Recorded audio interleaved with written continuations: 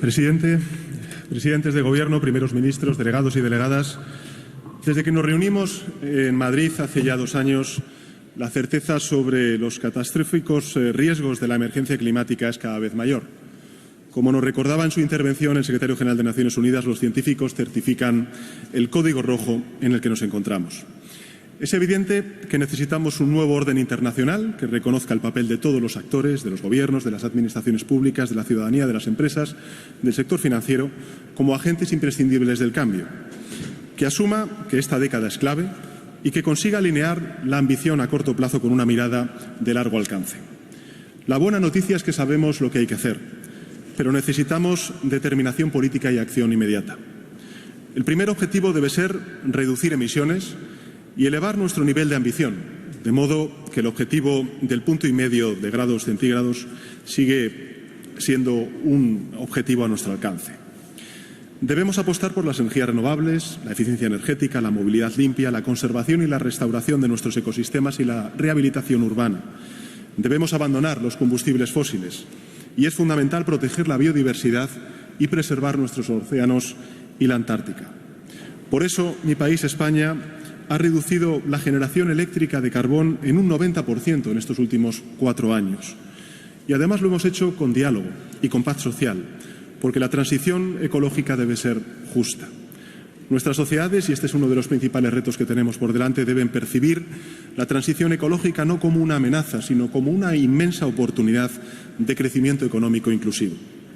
Estamos en este sentido también en nuestro país, en España, dando pasos decisivos para alinear nuestras inversiones, tanto públicas como privadas, con el objetivo de la neutralidad climática. Hemos dotado a nuestro país de la primera ley de cambio climático y transición energética, que así lo establece, y la decisión de destinar casi 30.000 millones de euros en los próximos 3 años a la transición ecológica es la mejor expresión de nuestra voluntad política. En segundo lugar, debemos crear marcos adecuados para nuestras políticas de adaptación, algo cuya importancia España entiende bien, ya que nuestro país es especialmente vulnerable a fenómenos extremos. A nivel doméstico, contamos con un segundo Plan Nacional a 2030 y hemos enviado la comunicación de adaptación de España a Naciones Unidas. También vamos a reforzar nuestra acción exterior en este ámbito y por eso mi país, España, va a aportar 30 millones de euros al Fondo de Adaptación de Naciones Unidas en 2022.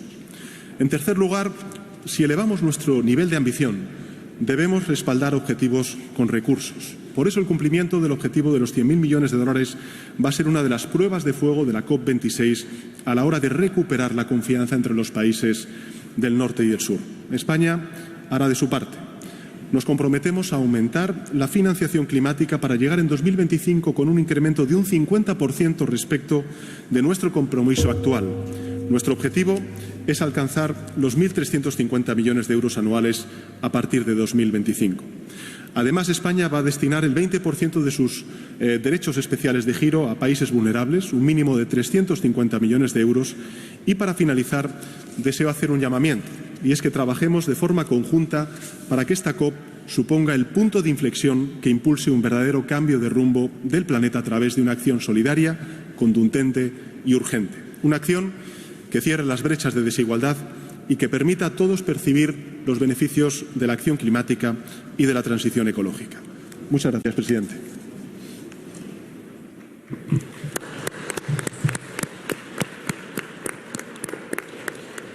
Thank you, Your Excellency. It's now my great pleasure to welcome His Excellency Mr. Mohamed Ghazouani, President of Mauritania.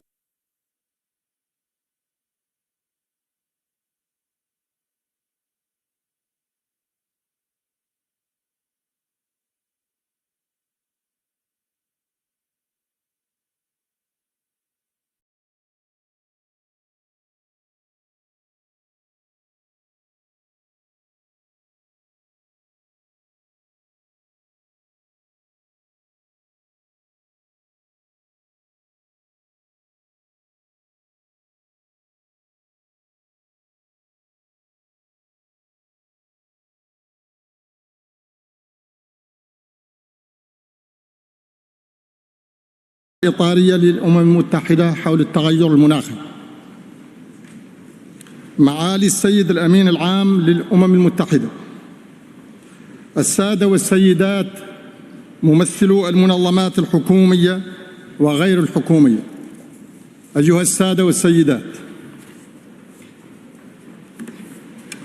le réchauffement climatique, du fait de ses désastreuses conséquences multiformes, constitue aujourd'hui un défi de premier ordre que l'humanité tout entière se doit impérativement de relever. Cette 6e conférence des parties à la Convention cadre des Nations Unies sur les changements climatiques nous offre l'occasion de saluer l'élan international en faveur de l'action climatique et de réaffirmer la nécessité de placer la transition écologique au sommet des priorités stratégiques de l'agenda 2030 et de toutes les politiques publiques de relance post-Covid. En effet, il est nécessaire que nos États mettent en œuvre individuellement et collectivement toutes les mesures qui requièrent la construction de trajectoires de développement écologique plus sobres en carbone, plus résilientes et plus inclusives. Excellences, Mesdames et Messieurs, la Mauritanie vient de réviser sa contribution nationale climat. Et bien que nos émissions de gaz à effet de serre soient très marginales, nous avons prévu de les réduire de 11% par rapport à 2018 à l'horizon 2030. Avec un appui financier extérieur plus conséquent, nous pourrions atteindre la neutralité carbone en 2030. Les efforts que nous avons consentis sur la période 2015-2021 nous ont permis de porter la part des énergies renouvelables dans le mix énergétique de 18% en 2015 à 34% en 2020. Et nous prévoyons d'atteindre un taux de 50% en 2030. Ces résultats sont complétés par le lancement d'un nouveau programme de développement de l'hydrogène vert.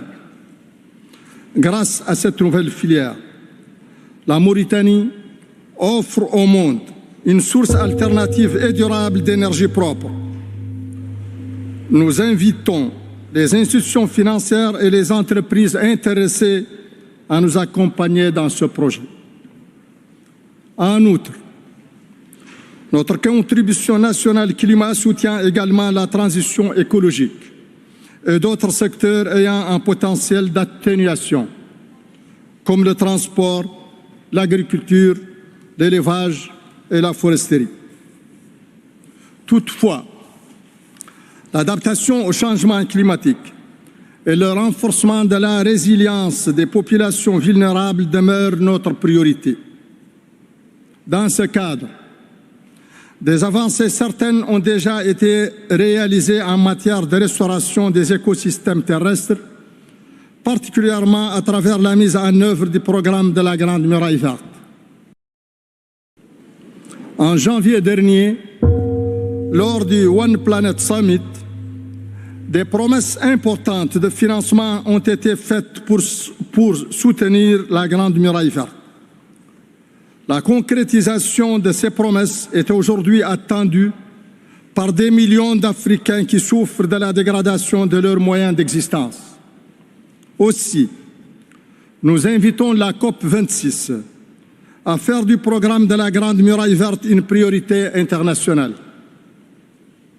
Et demandons plus globalement à ce que les financements en faveur de l'adaptation et de la transition écologique soient significativement augmentés et majoritairement versés sous forme de dons, afin de ne pas aggraver le fardeau de la dette des pays en développement. Excellences, Mesdames et Messieurs, convaincus que l'action climatique est devenue une priorité sociale, environnementale, économique et même sécuritaire, la Mauritanie demeurera pleinement engagée pour faire avancer la coopération climatique internationale et accélérer la transition écologique désormais plus que jamais nécessaire. أيها السادة والسيدات، أصحاب الفخامة والمعالي، قناعة منها بأن العمل المناخي أصبح أولوية اجتماعية وبيئية واقتصادية وأمنية، فإن الجمهورية الإسلامية الموريتانية ستظل ملتزمة بالتعاون الدولي المناخي إسهاما منها في تسريع حصول الانتقال البيئي الذي أصبح اليوم أكثر من أي وقت مضى ضرورة بالغة الإلحاح. شكرا.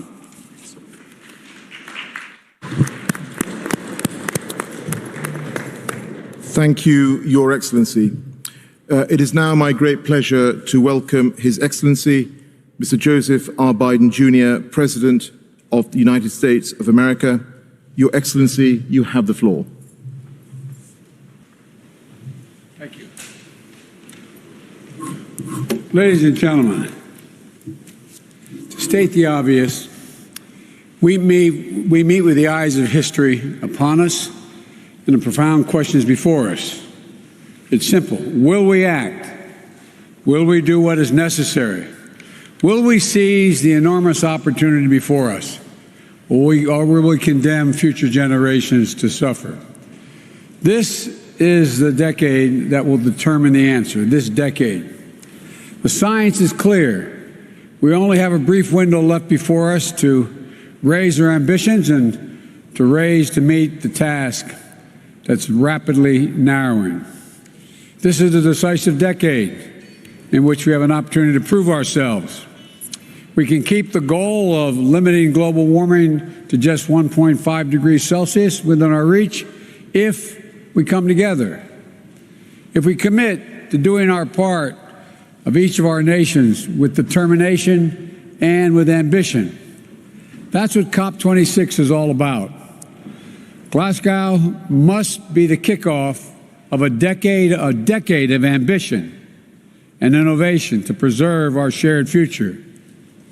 Climate change is already ravaging the world. We've heard from many speakers. It's not hypothetical. It's not a hypothetical threat. It's destroying people's lives and livelihoods, and doing it every single day. It's costing our nations trillions of dollars. Record heat and drought, fueling more widespread and more intense wildfires in some places and crop failures in others. Record flooding and what used to be a once-in-a-century storms are now happening every few years. In the past few months, the United States has experienced all of this, and every region of the world can tell similar stories. And in an age where this pandemic is made so painfully clear that no nation can wall itself off from borderless threats, we know that none of us can escape the worst that's yet to come if we fail to seize this moment. But ladies and gentlemen, within the growing catastrophe, I believe there's an incredible opportunity, not just for the United States, but for all of us. We're standing at an inflection point in world history. We have the ability to invest in ourselves and build an equitable, clean energy future, and in the process, create millions of good-paying jobs and opportunities around the world. Cleaner air for our children, more bountiful oceans, healthier forests and ecosystems for our planet. We can create an environment that raises the standard of living around the world. And this is a moral imperative, but it's also an economic imperative. If we fuel greater growth, new jobs, better opportunities for all our people, and as we see current volatility in energy prices rather than cast it as a reason to back off our clean energy goals, we must view it as a call to action. High energy prices only reinforce the urgent need to diversify sources, double down on clean energy development, and adapt promising new clean energy technologies so we can not only we don't remain overly reliant on one source of power to power our economies and our communities. It's in the self-interest of every single nation. And this is a chance, in my view, to make a generational investment in our economic resilience and on our workers and our communities throughout the world. That's what we're going to do in the United States. My Build Back Better framework will make historic investments in clean energy, the most significant investment to deal with the climate crisis that any advanced nation has made ever. We're going to cut U.S. greenhouse gas emissions by well over a gigaton by 2030, while making it more affordable for consumers to save on their own energy bills, with tax credits for things like installing solar panels, weatherizing their homes. Lowering energy prices will also deliver cleaner air and water for our children, electrifying fleets of school buses, increasing credits for electric vehicles, and addressing legacy pollution. It will incentivize clean energy manufacturing, building the solar panels and the wind turbines that are growing energy markets of the future, which will create good-paying union jobs for American workers, and something that none of us should lose sight of. When I talk to the American people about climate change, I tell them it's about jobs. It's about workers who will lay thousands of miles of transmission lines of clean, modern, resilient power grid. The auto workers who build the next generation of electric vehicles, and electricians who will install a nationwide network of 500,000 vehicle stations to power them throughout my country. The engineers who will design new carbon capture systems, and the construction workers who will make them a reality. The farmers who will not only help fight global hunger, but also use the soil to fight climate change. The communities that revitalize themselves around new industries and opportunities. And because we are taking all these actions, the United States will be able to meet the ambitious target I set in the Leaders Summit in Climate back in April, reducing U.S. emissions by 50 to 52% below 2005 levels by 2030. We'll demonstrate to the world the United States is not only back at the table, but hopefully leading by the power of our example. I know it hasn't been the case, and that's why my administration is working overtime to show that our climate commitment is action, not words. On my very first day in office, I took action to return the United States to the Paris Agreement. Since then, our administration has been hard at work unlocking clean energy breakthroughs to drive down the cost of technologies that will require us to achieve net zero emissions, and working with the private sector on the next generation of technologies that will power a clean economy of the future. Over the next several days, the United States will be announcing new initiatives to demonstrate our commitment to providing innovative solutions across multiple sectors, from agriculture to oil and gas, to combating deforestation, to tackling hard and to abate industries. We're planning for both short-term sprint to 2030 that will keep 1.5 degrees Celsius in reach, and for a marathon that will take us to the finish line and transform the largest economy in the world into a thriving, innovative, equitable, and just clean energy engine of net zero for a net zero world. That's why today I'm releasing the U.S. long-term strategy, which presents a vision of achieving the United States goal of net zero emissions economy-wide by no later than 2050, and reinforces an absolutely critical nature of taking bold action in the decisive decade. We're also going to try to do our part when it comes to helping the rest of the world take action as well. We want to do more to help countries around the world, especially developing countries, accelerate their clean energy transition, address pollution, and ensure the world we all must share a cleaner, safer, healthiest planet. We have an obligation to help. In the United Nations, at the United Nations in September, I announced that my administration is working with the Congress to quadruple our climate finance support for developing countries by 2024, including significant increase in support for adaptation efforts.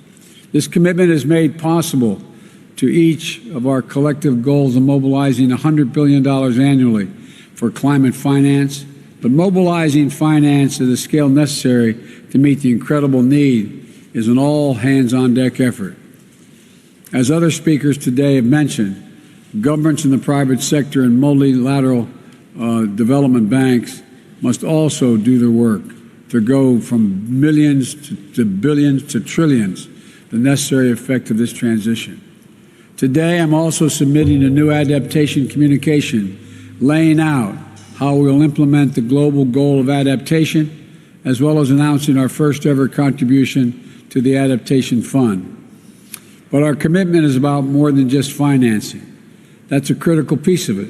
We're also going to support solutions across the board. In the lead up to this gathering, the United States joined our G7 partners to launch a Build Back Better World initiative. We also reconvened the Major Economies Forum on Energy and Climate to launch transformative actions and to raise ambition. And together with the European Union, we're launching a global methane pledge to collectively reduce methane emissions, one of the most potent greenhouse gases, by at least 30% by the end of the decade.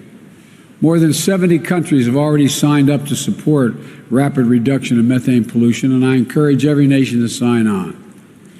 It's the simple, most effective strategy we have to slow global warming in the near term.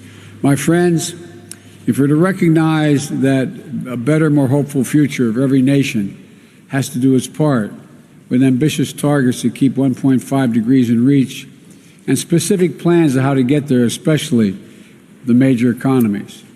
It's imperative that we support developing nations so they can be our partners in this effort. Right now, we're still falling short. There's no more time to hang back or sit on the fence or argue amongst ourselves. This is the challenge of our collective lifetimes, the existential threat to human existence as we know it. And every day we delay, the cost of inaction increases. So let this be the moment that we answer history's call here in Glasgow. Let this be the start of a decade of transformative action that preserves our planet and raises the quality of life for people everywhere. We can do this. We just have to make a choice to do it. So let's get to work, and thank you. Those of us who are responsible for much of the deforestation and all the problems we have so far have an overwhelming obligation to the nations who, in fact, were not there, have not done it. And we have to help much more than we have thus far. God bless you all, and may God save the planet. Thank you.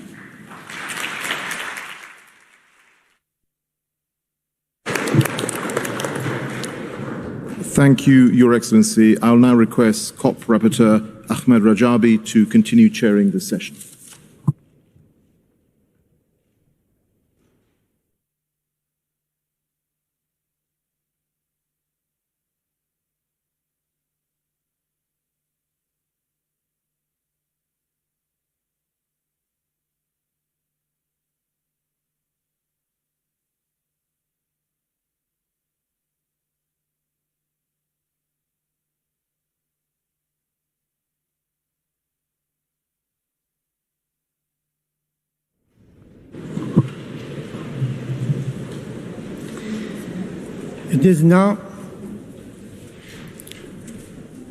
It is now my pleasure to welcome His Excellency Mr. Joko Widodo, President of Indonesia.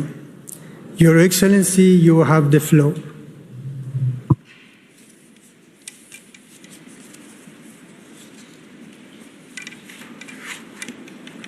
Yang mulia, perubahan iklim adalah ancaman besar bagi kemakmuran dan pembangunan global. Solidaritas, kemitraan, kerjasama, kolaborasi global merupakan kunci. Dengan potensi alam yang begitu besar, Indonesia terus berkontribusi dalam penanganan perubahan iklim. Laju deforestasi turun signifikan terendah dalam 20 tahun terakhir. Kebakaran hutan juga turun 82% di tahun 2020. Indonesia juga telah memulai rehabilitasi hutan mangrove seluas 600.000 hektar sampai di 2024 terluas di dunia. Indonesia juga telah merehabilitasi 3 juta lahan kritis antara tahun 2010 sampai 2019. Sektor yang semula menyumbang 60% emisi Indonesia akan mencapai carbon net sink selambatnya tahun 2030. Di sektor energi kami juga terus melangkah maju dengan pengembangan ekosistem mobil listrik, pembangunan pembangkit listrik tenaga surya terbesar di Asia Tenggara, pemanfaatan energi baru terbarukan termasuk biofuel, serta pengembangan industri berbasis clean energy termasuk pembangunan kawasan industri hijau terbesar di dunia di Kalimantan Utara. Tetapi hal itu tidak cukup. Kami, terutama negara yang mempunyai lahan luas yang hijau dan potensi untuk dihijaukan, serta negara yang memiliki laut luas yang potensial menyumbang karbon, membutuhkan dukungan dan kontribusi dari internasional, dari negara-negara maju. Indonesia akan terus memobilisasi pembiayaan iklim dan pembiayaan inovatif serta pembiayaan campuran, obligasi hijau dan sukuk hijau.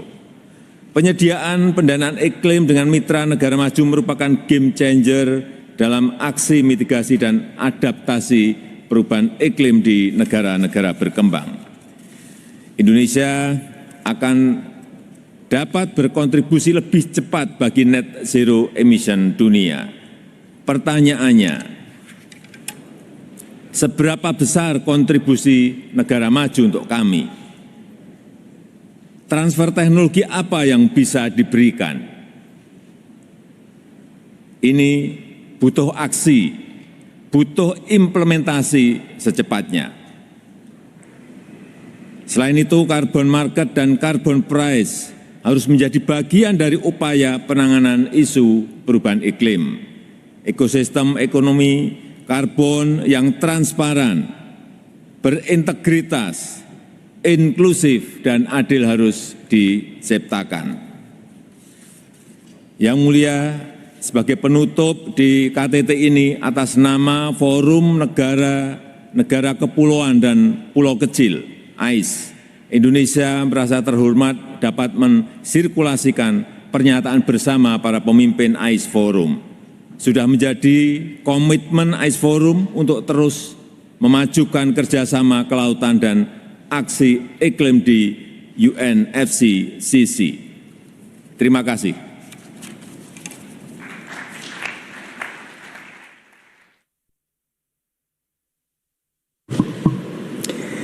Thank you, Your Excellency.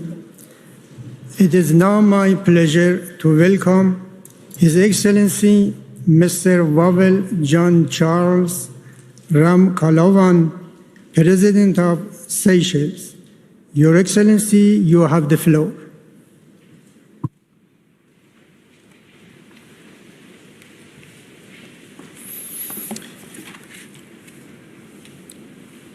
Mr. President, Excellencies, ladies and gentlemen, I stand before you, fellow leaders of our nations, thus of our planet, neither as a scientist nor as an environmental expert, but as a citizen of our beautiful planet, and more specifically as an island boy facing reality. What I experience in my beautiful islands that most visitors describe as paradise is the destruction of our environment and livelihood. This, I am sure, is what we all see in the various parts of the world we come from, be it flooding, forest fires, extreme temperatures, delayed rainy seasons, coastal erosion, destruction of wildlife, fewer and smaller fish, and many more. These, unfortunately, are all part of the destruction process of planet Earth and the self-imposed eventual extinction of the planet's most intelligent species, the human being. Some of the questions that our young people are asking us, and which should touch our conscience as guardians of this oxygen-blessed planet are: leaders, when are you going to shift from words to action? When are you going to stop making empty promises? When are you going to start taking us and our future seriously? When are you going to show that you actually care? These are damning questions that will confirm our legacy. Forget about mammoth achievements. For 1 second, we must all look at the mandate bestowed on us and allow our decisions to surpass political considerations and repose on only one agenda: the survival of our planet. Our people want a better life, and this starts by being alive. Seychelles is a victim. So are other small island developing states. We suffer the effects and consequences of industrialization and climate change. We are already gasping for survival. When I hear the expression rise in sea level, I am scared because it brings home the awareness that my country's granitic islands will lose all the economic activities happening around the coast. And I also realize that the beautiful archipelago of 115 islands that we are today may be reduced to less than 50 as our coral islands disappear, including the Aldabra Atoll, our gift to humanity. Fellow leaders, from the Seychelles, our message is simple. We have to act immediately. The environment partnership without thinking of tomorrow must happen here in Glasgow 2021. Of our planet change Let COP26 be the determining point. That in Let this the change be a real one. Let the paradigm shift happen. May the industrialized nations understand that they cannot continue polluting without reserve. May those who exploit without thinking of tomorrow stop. May the corrupt poachers of our planet change their ways. And may we realize that in this battle to save our planet, we are not in the proverbial same boat, but that we are indeed in the same boat, big, small, rich or poor. The disaster experienced by COVID-19 will be seen as but a breeze. For COVID, the world came together and developed the vaccine. For the protection of our planet, the only vaccine is our sincere commitment and concrete actions. In other words, we have to be honest and action-oriented. I plead with the rich nations to look at the less fortunate ones as equal partners. Can we agree, for example, to put an end to the expression high income earning in order to accept a vulnerability index whereby we will not be measured according to the sacrifice, the hard work, planning, and devotion to serve our people, but rather on how vulnerable we actually are. Seychelles is considered high income, but overnight it lost 75% of its tourism industry due to COVID-19, and the world stopped for my people. This is vulnerability. Can we, the ones who are less responsible for the planet's destruction, but who on the contrary are doing our utmost, like preserving our limited landmass or EZ, be held generously when we are protecting our coastlines, preserving our disappearing islands, managing seagrass meadows larger than Switzerland, or fighting IUU fishing activities? Our message is, we cannot do it with our limited resources. We need your contribution. We have one mission today, Mr. President, and that is to save our planet. In order to accomplish the task, we have to come together and act immediately. The partnership is for yesterday. Tomorrow is not an option, for it will be too late. The African proverb resonates loudly in my head. If you want to go fast, go alone. If you want to go far, go together. But today at COP26, my ancestors from Africa are asking me to tweak this proverb. If you want to destroy the planet quickly, go alone. If you want to save the planet, let us do it together. Our youth and future generations are pleading and counting on us. Our children, babies, and Mother Nature herself are telling us loudly and clearly, no hypocrisy, No make-believe, no empty promises, no hot air. Rather, they want our commitment, steadfastness, and resolve. So from Seychelles, we are doing our best. We are committed, however small we are. Let us not disappoint our youth and the world, but rather, as one human race, let us save our habitat, and by doing so, let us save our planet and ensure the survival of our beautiful Mother Earth. The time to act is yesterday. I thank you.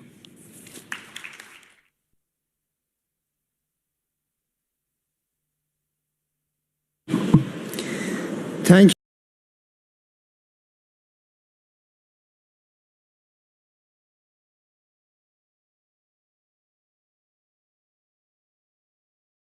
Merci beaucoup. Mesdames et messieurs les chefs d'État et de gouvernement, mesdames et messieurs, chers amis, beaucoup de choses ont été dites et nous avons eu, en ouverture de session, des mots extrêmement forts et, je crois, beaucoup d'émotions pour dire l'urgence, et nous sommes tous conscients de ce que nous sommes en train de vivre. Et donc, si nous sommes attendus collectivement aujourd'hui, c'est pour retrouver, je crois, ce qui a permis, il y a 6 ans, à tous d'avancer et de bâtir un accord qui n'était pas construit au début de la COP, permettant les accords de Paris. 3 valeurs essentielles, l'ambition, la solidarité et la confiance. Au cours de ces 6 années, certains ont parfois oublié ces valeurs, certains ont voulu quitter ou douter, mais nous avons tenu bon. Et quand je regarde les années qui viennent de s'écouler, nous avons réussi à garder l'ensemble de la communauté internationale unie pour continuer à nous battre et à faire face. Maintenant, le défi qui est le nôtre pour savoir si cette COP est une réussite ou pas, c'est le rendez-vous des résultats intermédiaires. Nous savons que notre objectif, c'est le 1,5 degré pour la fin du siècle. Cela a été réaffirmé encore en G20 à Rome hier. Nous savons qu'aujourd'hui, nous n'y sommes pas, puisque le rapport de septembre des Nations Unies nous dit que nos trajectoires actuelles nous amènent à 2,7 degrés. Les efforts qui ont été annoncés en prévision de la COP ces dernières semaines commencent à réduire cet écart. La clé de notre action collective est que dans les jours qui viennent, avant la clôture de cette COP, il puisse y avoir suffisamment d'engagement pour revenir au 1,5 degré, ou plutôt à des stratégies nationales qui crédibilisent cet objectif, en particulier en accélérant nos stratégies d'ici 2030. Premier objectif et première valeur qu'il nous faut retrouver donc, c'est l'ambition. L'ambition, c'est ce que portent nos stratégies nationales, et les chiffres sont là pour le dire. Il faut tous et toutes pouvoir avoir des stratégies qui correspondent à la déclinaison du 1,5 degré maximum dans nos stratégies nationales. À ce titre, la France, mais plus largement l'Union européenne, le Royaume-Uni sont aujourd'hui au rendez-vous de ces engagements. Notre défi est maintenant de les mettre en œuvre, et je n'en sous-estime ni l'importance ni la difficulté. Nous avons donc aujourd'hui, nous, un défi qui est la mise en œuvre du Green Deal au niveau européen, de nos stratégies nationales, mais les chiffres annoncés sur lesquels nous nous sommes engagés sont ceux qui permettent de crédibiliser ces 1,5 degrés. C'est une transition énergétique, c'est une transition du modèle économique. Cette transition doit être juste et accompagnée socialement. Et cette transition est celle qui permettra aussi de créer de nouvelles opportunités, de nouvelles créations d'emplois à travers justement des innovations profondes, la construction de nouveaux secteurs et de nouvelles opportunités. C'est ce que nous sommes en train de faire et ce sur quoi nous concentrons nos efforts et nos mises en œuvre au niveau national et européen. Mais à côté de cela, la clé pour les 15 prochains jours ici, dans notre COP, est que les plus gros émetteurs, dont les stratégies nationales ne sont pas conformes à notre objectif des 1,5 degrés, et c'est que ces plus gros émetteurs rehaussent leur ambition dans les 15 jours qui viennent. C'est le seul moyen de recrédibiliser notre stratégie et d'avoir des stratégies d'ici à 2030 qui permettent de rendre crédibles les 1,5 degrés Celsius. Deuxième valeur, c'est la solidarité. Nous l'avons tous vécu pendant la pandémie, cela a été rappelé à l'instant, nous ne pouvons vaincre ces défis internationaux que si nous sommes coordonnés et si nous agissons ensemble. Dans un contexte où le dérèglement climatique, en quelque sorte, sont l'injustice au carré. Ce sont les pays les plus pauvres, en Afrique, au Pacifique, dans les Caraïbes, qui aujourd'hui vivent les premières conséquences de la crise climatique. Ce sont ceux qui, bien souvent, n'ont pas porté les modèles de développement qui ont causé cette crise et ces dérèglements, qui en vivent les premiers les conséquences. Petites îles, territoires vulnérables, peuples autochtones sont les premières victimes des conséquences du dérèglement.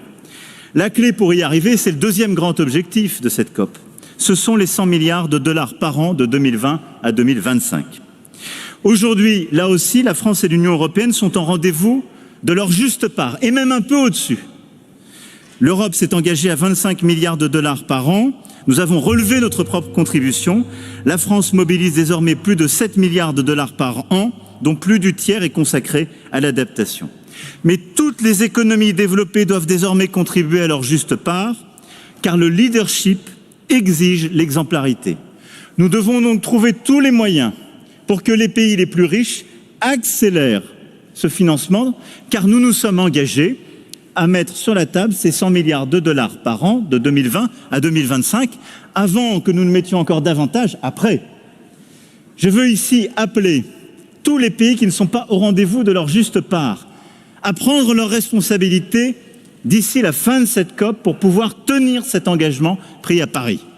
Et que s'il nous fallait trouver des mesures ajustant là aussi la trajectoire, nous puissions, avec le Fonds monétaire international, mobiliser en plus de l'accord du G20, en plus des droits de tirage spéciaux qui pourront être ainsi utilisés par les pays les plus pauvres ou à revenus intermédiaires. C'est une question essentielle. Cette solidarité est nécessaire car elle rend l'action possible partout où les solutions pour réduire les émissions existent. Un merveilleux exemple a été donné ces dernières semaines avec l'accompagnement que nous avons collectivement trouvé pour aider l'Afrique du Sud à réduire sa dépendance au charbon. C'est ce modèle d'accord qu'il nous faut ensuite bâtir sur la base de notre stratégie. Cet accord témoigne qu'on peut répondre aux défis d'une transition juste, équitable et ambitieuse. La troisième valeur que j'évoquais, c'est la confiance et la transparence. Nos jeunesses qui ont été convoquées dans beaucoup de nos débats veulent nous voir prendre les engagements. Plusieurs sont à prendre, je viens d'en rappeler 2 d'ici la fin de cette COP. Ils veulent voir nos actions suivre et ils veulent que ça soit mesurable. C'est pourquoi, au-delà de ces engagements, nous devons suivre avec rigueur et transparence, dans un cadre commun, le bon suivi de nos actions.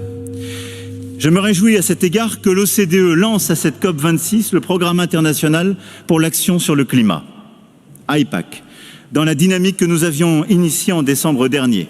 Ça nous permettra de suivre, pays par pays, les résultats accomplis et le chemin restant à parcourir. Je souhaite qu'ensemble nous puissions aller plus loin. L'OCDE doit suivre et faire chaque année un rapport sur la pleine transparence de l'utilisation des 100 milliards de dollars et leur allocation. Aujourd'hui, il est à peu près certain que les pays d'Afrique, du Pacifique, de l'Amérique latine, Amérique du Sud et des Caraïbes qui en ont le plus besoin ne sont pas ceux qui touchent le plus, nous le savons, ces financements.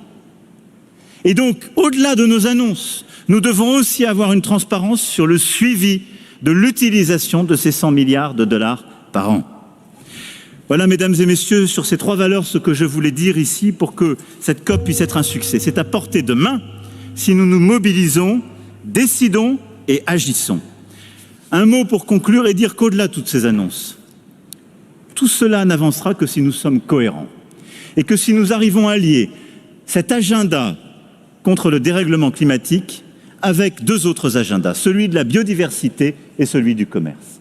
La biodiversité d'abord, car nous savons maintenant que ces agendas sont liés. La biodiversité est notre meilleur allié pour lutter contre le réchauffement climatique. Elle est ce qui permet de trouver des puits de carbone naturels, des solutions. Elle est aussi ce qui permet de redonner, en particulier au continent africain, sa pleine part dans cette bataille. Les forêts tropicales doivent être protégées. C'est cohérent et c'est un élément essentiel. Et plusieurs de mes collègues africains qui vont parler après moi en sont des promoteurs éminents. La Grande Muraille verte, défendue par le président mauritanien tout à l'heure, est une initiative essentielle qui doit nous permettre de lutter tout à la fois contre la désertification et proposer des solutions économiques.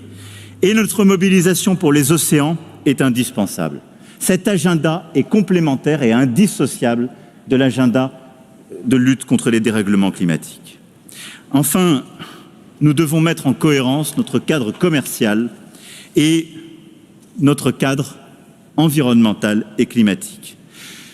Trop d'entre nous prennent ici des engagements et ensuite signent des accords commerciaux qui font exactement le contraire.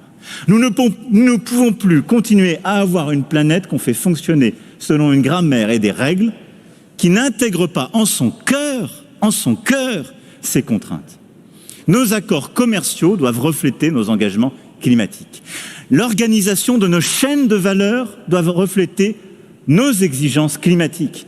Et c'est pourquoi aussi je plaide à cet égard pour que nous développions en Afrique, dans les Caraïbes, en Amérique du Sud et dans toutes ces régions, des solutions et des filières industrielles permettant de répondre à nos défis, plutôt que de continuer à importer des solutions qui viennent du bout du monde et qui sont construites sur la base de nos financements d'aujourd'hui. Notre solidarité à travers les 100 milliards de dollars par an doit permettre de développer ces filières qui sont aussi des opportunités économiques régionales. Voilà les quelques mots que je voulais échanger avec vous. Ce sont nos actions, nos résultats, leur suivi transparent qui redonneront une pleine confiance à notre jeunesse, mais surtout qui nous permettront d'agir utilement et d'obtenir les résultats indispensables pour nous-mêmes et les générations à venir. Voilà, chers collègues, les quelques convictions que je voulais partager aujourd'hui. Merci à vous.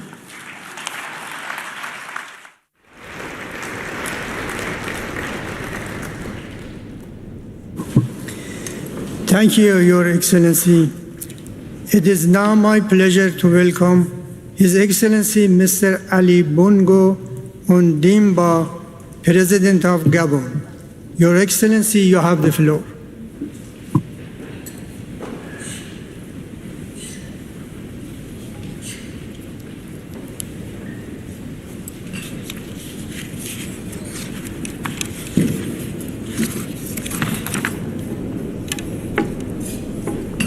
Excellences, Mesdames et Messieurs, Winston Churchill a dit « On ne devrait jamais tourner le dos à un danger pour tenter de le fuir. Si vous le faites, vous le multiplierez par 2. Mais si vous l'affrontez rapidement et sans vous dérober, vous le réduirez de moitié. » 50 ans après Stockholm, 30 ans après Rio, la COP26 doit marquer le début d'une nouvelle ère d'intégrité climatique. Nos efforts actuels sont insuffisants. Nos NDC montrent que nos émissions continueront à augmenter d'ici 2030.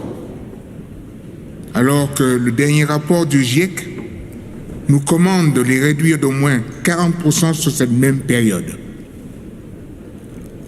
L'heure est grave, mais rien n'est perdu.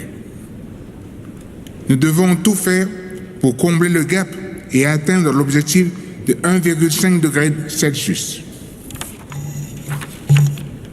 Le Gabon fait sa part avec l'adoption d'une loi innovante sur les changements climatiques. Excellencies, ladies and gentlemen, Gabon is the most carbon-positive country on Earth, net absorbing more than 100 million tons of CO2 every year. I plan to keep it that way and will submit a new NDC post-Glasgow. I call on countries that are not on track, particularly the 20 nations that represent 80% of global emissions, to submit new NDCs in line with 1.5 degrees. We must establish a Marshall Plan on climate. We need to rebuild trust by honoring the pledge of $100 billion per year. This symbolic commitment will need to be multiplied tenfold beyond 2025 in order to meet the real needs of developing countries. We must clearly define our common adaptation goal. Even if we achieve the 1.5 degrees target, climate change will still entail enormous costs. Finally, we must demonstrate strong leadership to all those who are watching us, in particular to future generations. I call on all negotiators to be flexible and to finalize the Paris Agreement's rules book. Under no circumstances should we allow ourselves to relieve Madrid's frustration. Thank you.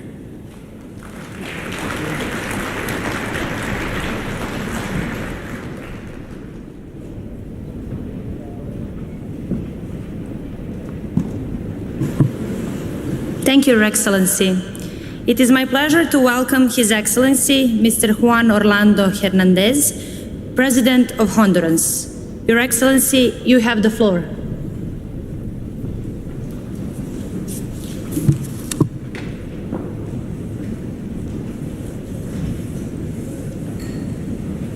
Damas y caballeros,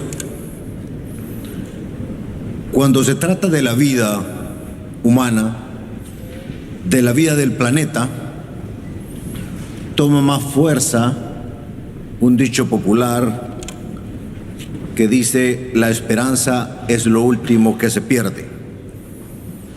No quisiera que este evento sea uno más como los que han pasado.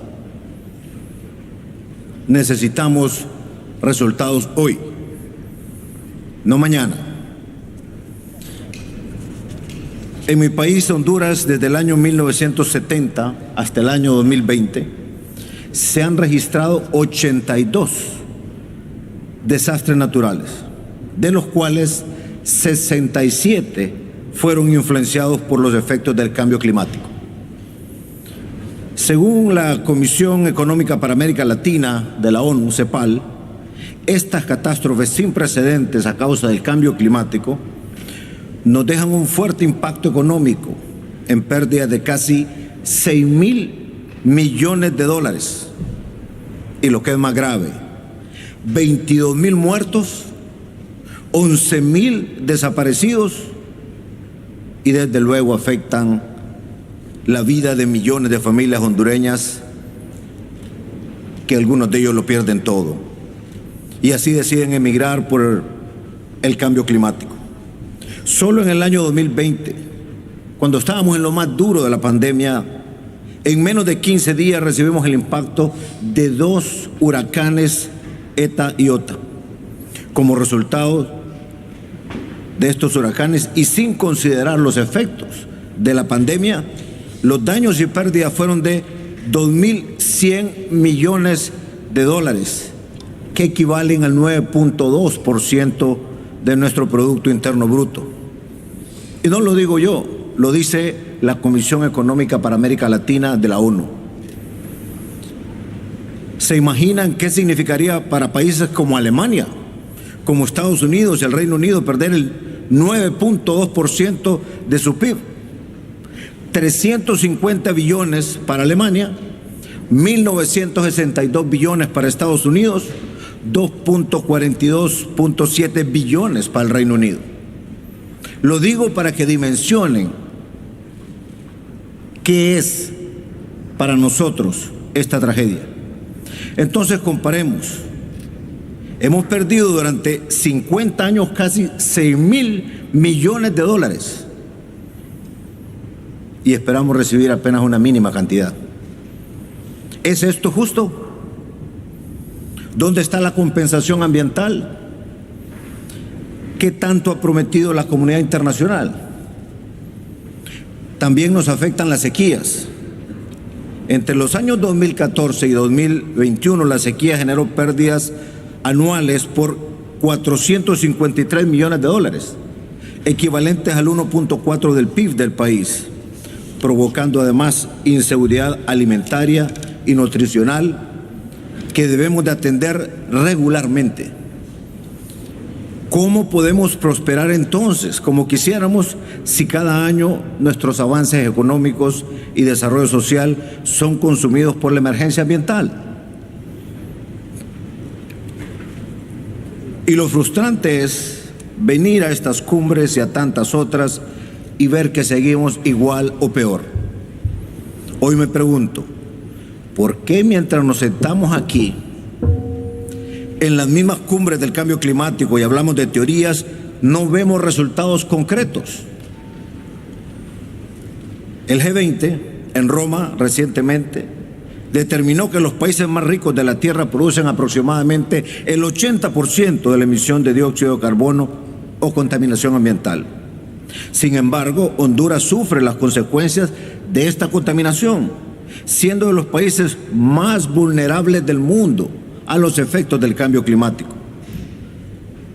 Y quiero aclarar, no sumamos a la causa de contaminación ambiental mundial. Y en la región somos los que más extensión de reservas naturales tenemos. Hoy los hondureños estamos trabajando más de lo que se solicita en combate contra el cambio climático, con nuestras ambiciosas contribuciones nacionales determinadas NDC recién actualizadas. Pero tengo fe, tengo esperanza que estos eventos dejarán de ser para lucir bien ante la comunidad internacional y los pueblos del mundo, porque ahora es nuestra última oportunidad de que esta cumbre sea realmente algo efectivo, menos palabras y más acciones.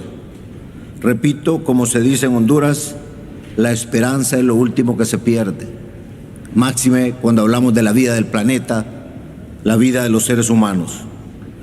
Nuestro gobierno está haciendo su máximo esfuerzo con una inversión pública en el clima de casi $2.000 millones al año, y apenas 5% de eso es de préstamos y donaciones.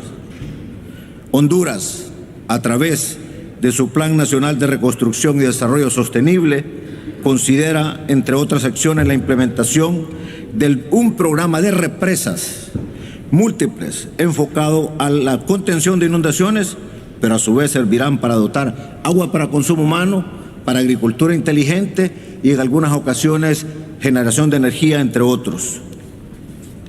También estamos construyendo más de 5.000 viviendas para las familias que han sido desplazadas y las estamos reubicando en lugares seguros.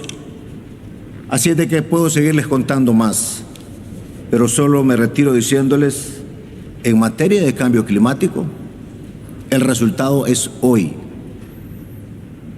no es mañana. Ya no hay espacio. Y en Honduras no estamos pensando únicamente en el futuro de nuestros hijos y nuestros nietos.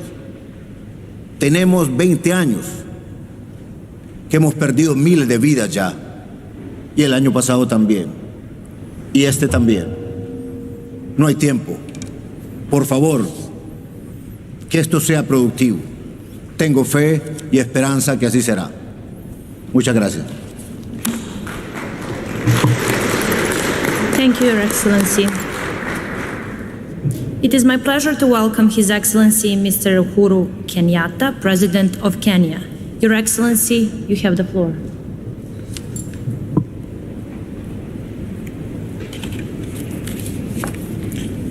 Excellencies, ladies and gentlemen, a key priority during Kenya's tenure at the United Nations Security Council is to amplify the voice of Africa and the Global South in building a compelling case for the nexus between climate change and security. And this is because we recognize that climate change is escalating and complicating new and old conflicts throughout the world. The evidence, ladies and gentlemen, is irrefutable. All the reports, including the most recent Intergovernmental Panel on Climate Change, sounded an alarm bell that the world risks facing a global catastrophe unless leaders shift gear on climate change. We need to urgently implement bold mitigation and adaptation measures to avert the looming crisis. It is the least that we can do to bequeath a peaceful and sustainable planet to future generations. Climate change poses an existential threat to Kenya and to most countries in the African continent. In Kenya, extreme weather events, including floods and droughts, lead to losses of between 3 and 5% of our GDP annually. Further, they aggravate food insecurity and trigger divisive intra-community and inter-country competition for resources. Kenya has developed a robust climate change action plan to scale up efforts and to maintain a low carbon development trajectory. The plan includes commitment to restore degraded water towers, accelerate forest restoration, and to increase our tree cover to at least 10% of our land area in order to promote a sustainable blue economy, but also promoting green manufacturing. Indeed, as many of you know, Kenya is a pace setter in the energy sector. We are among the top 8 global leaders in geothermal power development and home to the largest wind power project on the African continent.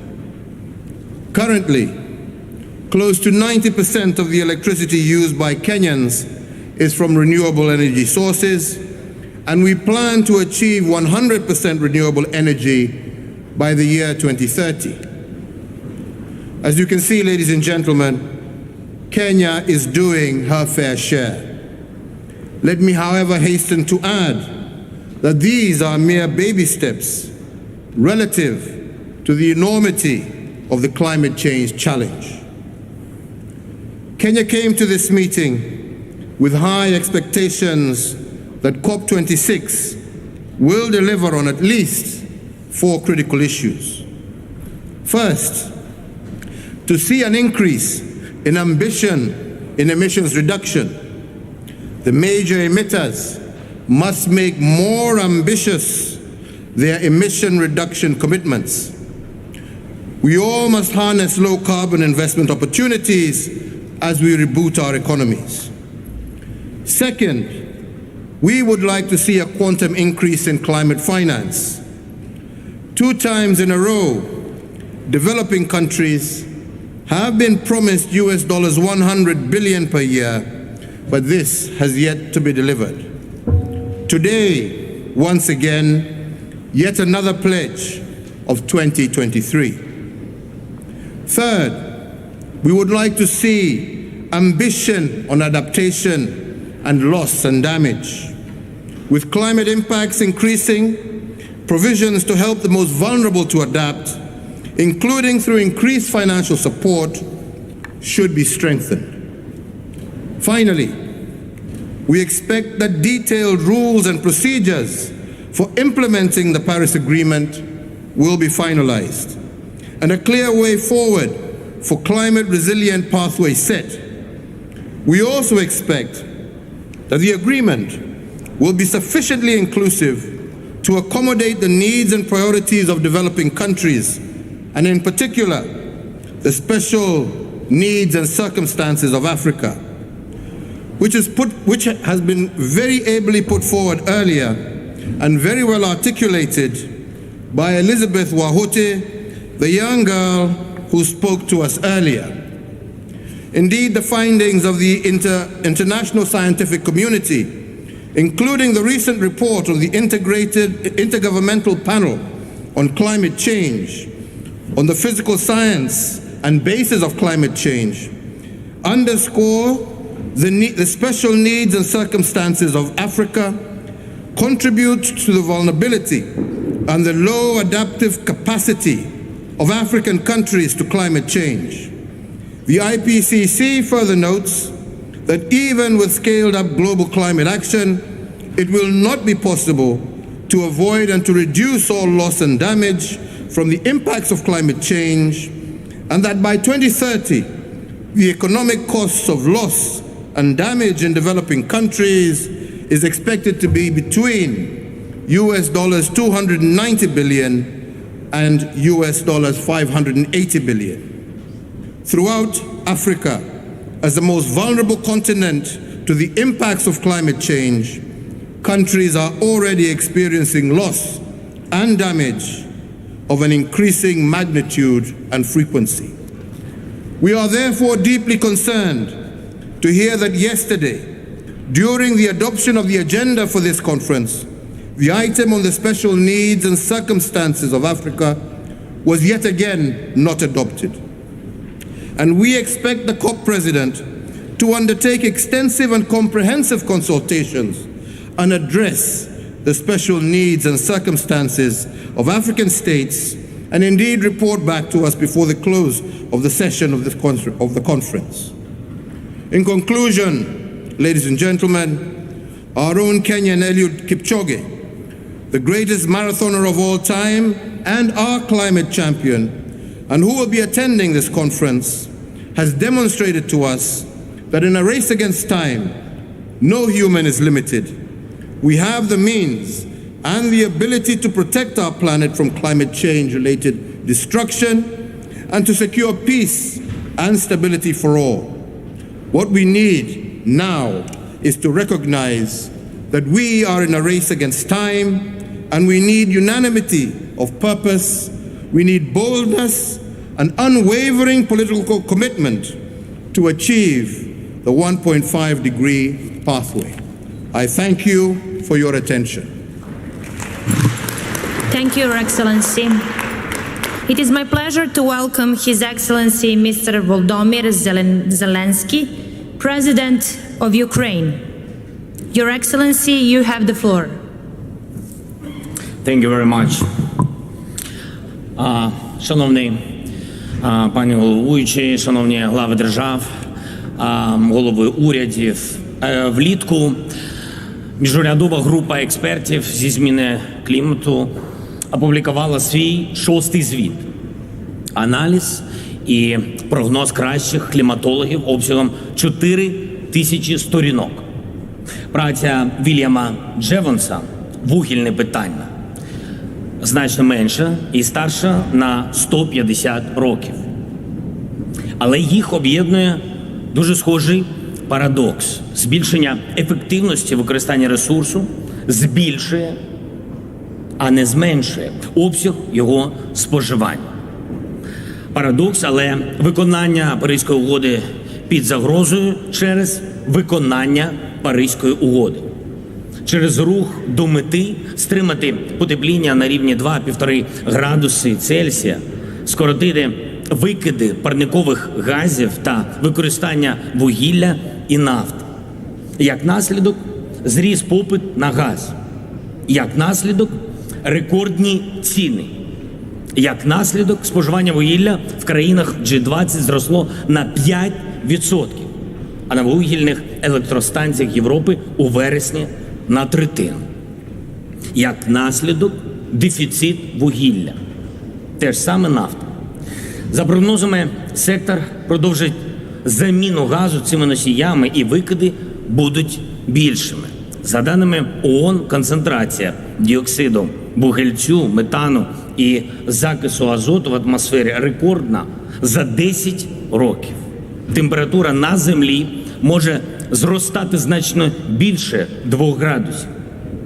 Нові розрахунки кажуть, аби стримати потепління і досягти вуглецевої нейтральності, нам доведеться докласти в рази більше зусиль, ніж це планувалось в Парижі у 2015 році. Тож я всіх вітаю. Пані та панове, Україна ратифікувала Паризьку угоду однією з перших в Європі. За обсягом скорочення викидів вона посідає 4-те місце серед 45 сторін рамкової конвенції ООН. Наші цілі до 2030 року скоротити викиди парникових газів на 65%. І не пізніше 2060 року досягти кліматичної нейтральності. Україна підтримує низку ініціатив цієї конференції, зокрема декларацію щодо лісу- і землекористування. Важливим для нас є доступ до надійного і довгострокового кліматичного фінансування, особливо в рамках Зеленого кліматичного фонду. Шановні друзі, лауреат Нобелівської премії професор Парізі чітко окреслив мету конференції Глазго. Сильні рішення, швидкі темпи. Останнє заслуговує особливої уваги. У 92-му році ми підписали Конвенцію щодо стабілізації парникових газів. Через 3 роки погодились, лише це не допоможе. Потрібні чіткі зобов'язання. Вони з'явились у Кіотському протоколі 97-го року. Це зменшення викидів у атмосферу. Протокол вступить в силу тільки через 8 років після прийняття у 2005. А через 6 років ми вирішимо замінити його на нову угоду. У 2015-му підпишемо Паризьку угоду і домовимося почати виконувати її через 5 років у 2020 році. Цими темпами ми долаємо загрозу довкіллю. Урагани Катріна і Сенді, вимирання Великого бар'єрного рифу, землетруси на Гаїті та в Індійському океані, цунамі, повені, пожежі, засуви в усьому світі. Навіть аномальні опади, що затопили Глазго за 2 дні до кліматичного саміту, не стають тривожними дзвіночками і не пришвидшують кожного з нас. Як на мене, щоб подолати глобальне потепління, нам необхідне глобальне потепління у відносинах держав, де щороку тане довіра. Домовленості нічого не варті, якщо для когось це просто слова. І щодо екологічних угод і тих, що не стосуються довкілля. Ви знаєте, у 1994 році Україна отримала гарантії безпеки, які, на жаль, не були виконані, а планета отримала дві екобомби у центрі Європи. Окуповані Крим і частина нашого українського Донбасу. Півострів Крим з унікальною флорою і фауною став військово-морською базою Російської Федерації. А на частині Донбасу затоплення шахт, деградація ґрунту, брак питної води. І все це зараз. Це спільна загроза для усього світу. У наш час лихо, де б воно не сталося, я впевнений, стосується абсолютно всіх. Це доводить вибух на Чорнобильській АЕС, від якого постраждала не лише Україна, а десятки країн світу. Ця трагедія показує нам і іншу, другу істину. Чи не найбільш дієвим для відновлення довкілля є невтручання людини. Природа в Чорнобилі відновлюється швидше, набагато швидше, ніж очікувалось. Ніби підказуючи найкраще, чим ви можете допомогти, люди, це не заважати. Не слід сприймати це буквально і нічого взагалі не робити. Ми можемо здатися. Повені і пожежі будуть щотижня. Купатись у морі зможемо лише у костюмах хімічного захисту. Решту життя проведемо у респіраторах. Чиста питна вода лише на вихідні. Продукти вирощені не на токсичному ґрунті лише на Новий рік, на особливі свята. А середня тривалість у світі життя складатиме 25-30 років. Можливо, це було б справедливим покаранням для нас, для людства, для тих, хто забув, що це наша планета, і для тих, хто забув, що це не наша планета. Це планета ведмедів, тигрів, панд, коал, китів, акул тощо. Вони не можуть провести свій саміт. Вони не можуть відмовитись від пластику, зменшити викиди СО2. Вони не можуть. Лише ми можемо це виправити. І лікувати треба, на мою думку, не симптоми, а першопричину. змінювати не принципи виробництва і надрокористування, а глобального мислення, глобальної поведінки, пріоритети світової політики і кожної держави. Вимірювати не лише фінансове, а насамперед екологічне зростання, не лише рівень ВВП чи рівень інфляції, а перш за все рівень чистоти повітря, води, землі. Сприймати будь-яку територію не як ринок збуту, ринок товарів чи послуг, а як домівку для тисяч представників флори і фауни. Пишатись не новими моделями техніки, не тільки тими, що ми щось створюємо, а тим, що ми щось важливе зберігаємо. Сказано багато слів, час їх виконувати швидко, спільно, без виключень. Дякую за увагу. Thank you very much. Thank you, Your Excellency. It is my pleasure to welcome His Excellency Mr. Abdel El-Sisi, President of Egypt. Your Excellency, you have the floor.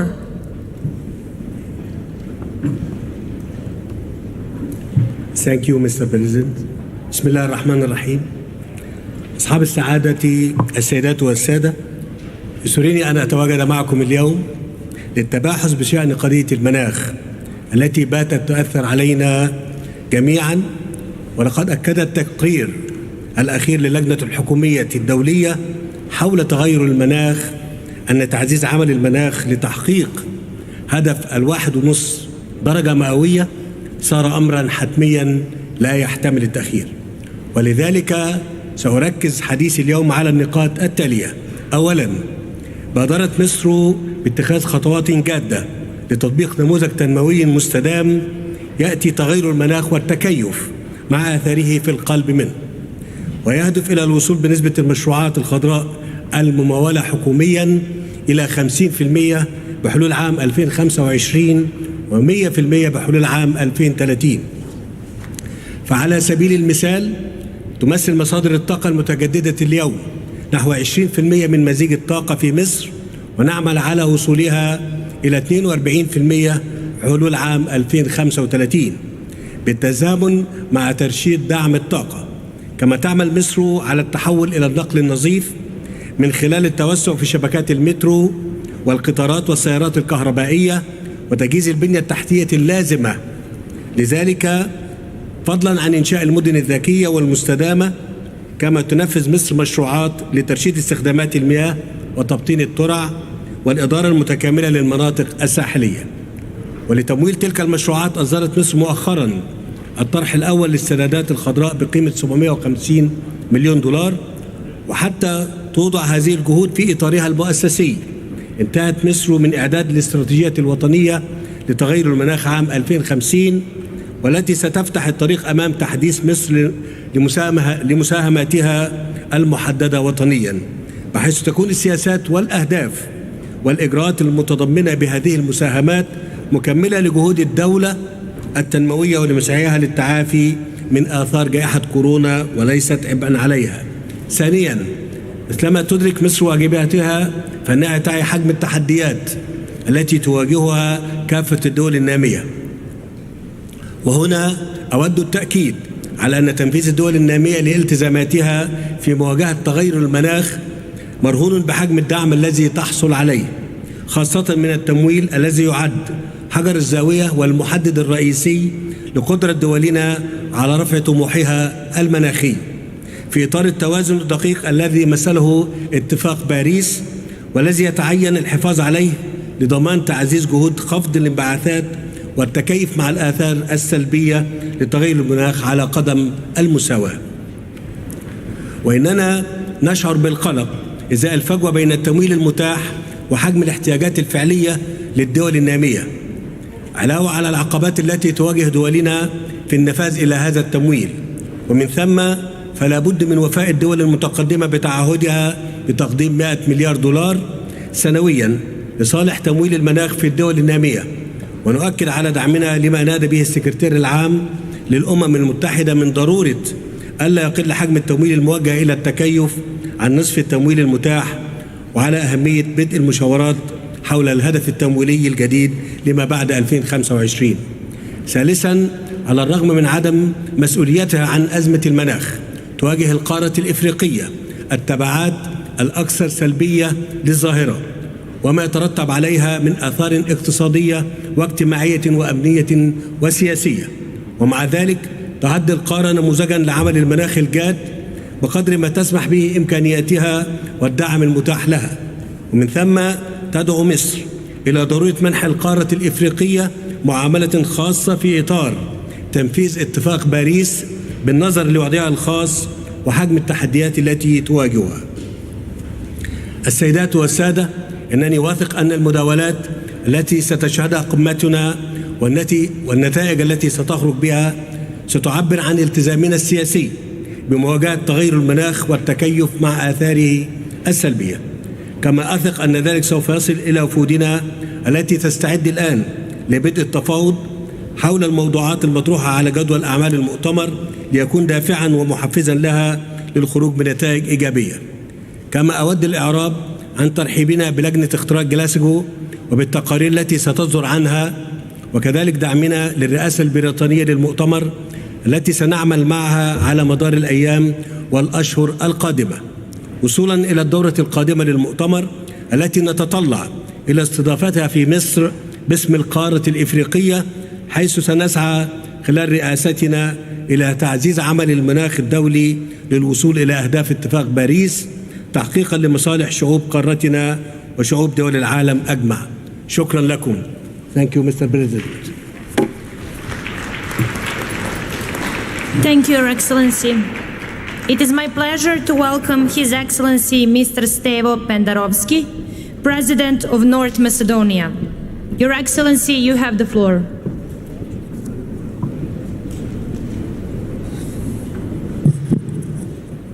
Thank you. Your Excellencies, dear friends, with the pandemic still dominating the world's agenda, we should not underestimate one of the greatest systemic risks ever posed to the humanity. Scientists say there might be only 1 decade left for the world to fundamentally redesign its development paradigms, to change our life habits and reconstruct our economies on a sustainable basis. If we ignore these worrying trends, catastrophic consequences will follow for the environment, health, food and water security, in fact for the overall human safety and development. So what we promised in Paris, we must deliver here in Glasgow.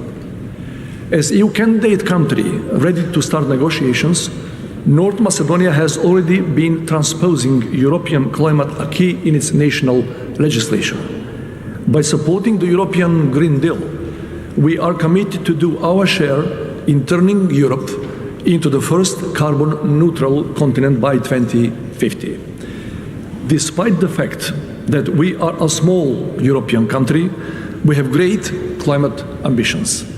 To this end, we adopted the enhanced national determined contributions.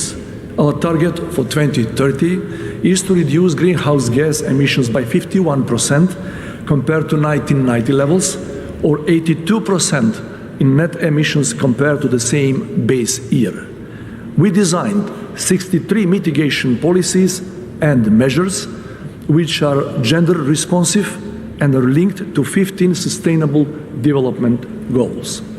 By implementing our long-term strategy on climate action, we aim to transform North Macedonia into a low-carbon economy, enhancing competitiveness and promoting social cohesion. This whole-of-society approach will help us fight unemployment by creating green jobs, decrease pollution with renewables, and develop sustainable habits through education. We have made these commitments against the backdrop of several structural challenges to our domestic economic growth, worsened by the devastating effects of COVID-19, because we do believe that the only sustainable recovery from the pandemic is green recovery. If the country with the GDP per capita of below $6,000 is fully dedicated to achieving these ambitious pledges, then each state in the world can do it. We have already designed transparent, coordinated and inclusive climate action in partnership with science, businesses, civil society and youth. In the same time, we are fully aware that international financing will be dependent on the effective, functional and just governance at both national and international levels. Dear friends, 50 years ago, W.H. Auden penned the hymn to the United Nations. In it, he says that peace means to change at the right time, as the world clock goes tick and tock. For too long, humanity's unsustainable models of production and consumption have been out of sync with the rhythm of nature. At this last hour, it is high time to wind back the clock of the climate system so that future generations can not only survive, but live in a secure, decent, and prosperous world as well. I thank you for your attention. Thank you, Your Excellency. It is my pleasure to welcome His Excellency Mr. Luis Arce, President of Bolivia. Your Excellency, you have the floor.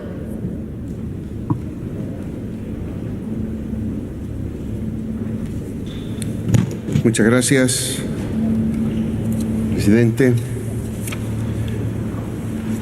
Bolivia ha participado activamente durante los últimos años en el proceso de negociaciones para abordar una solución definitiva a la crisis climática global y en este marco ha suscrito el Acuerdo de París de 2015.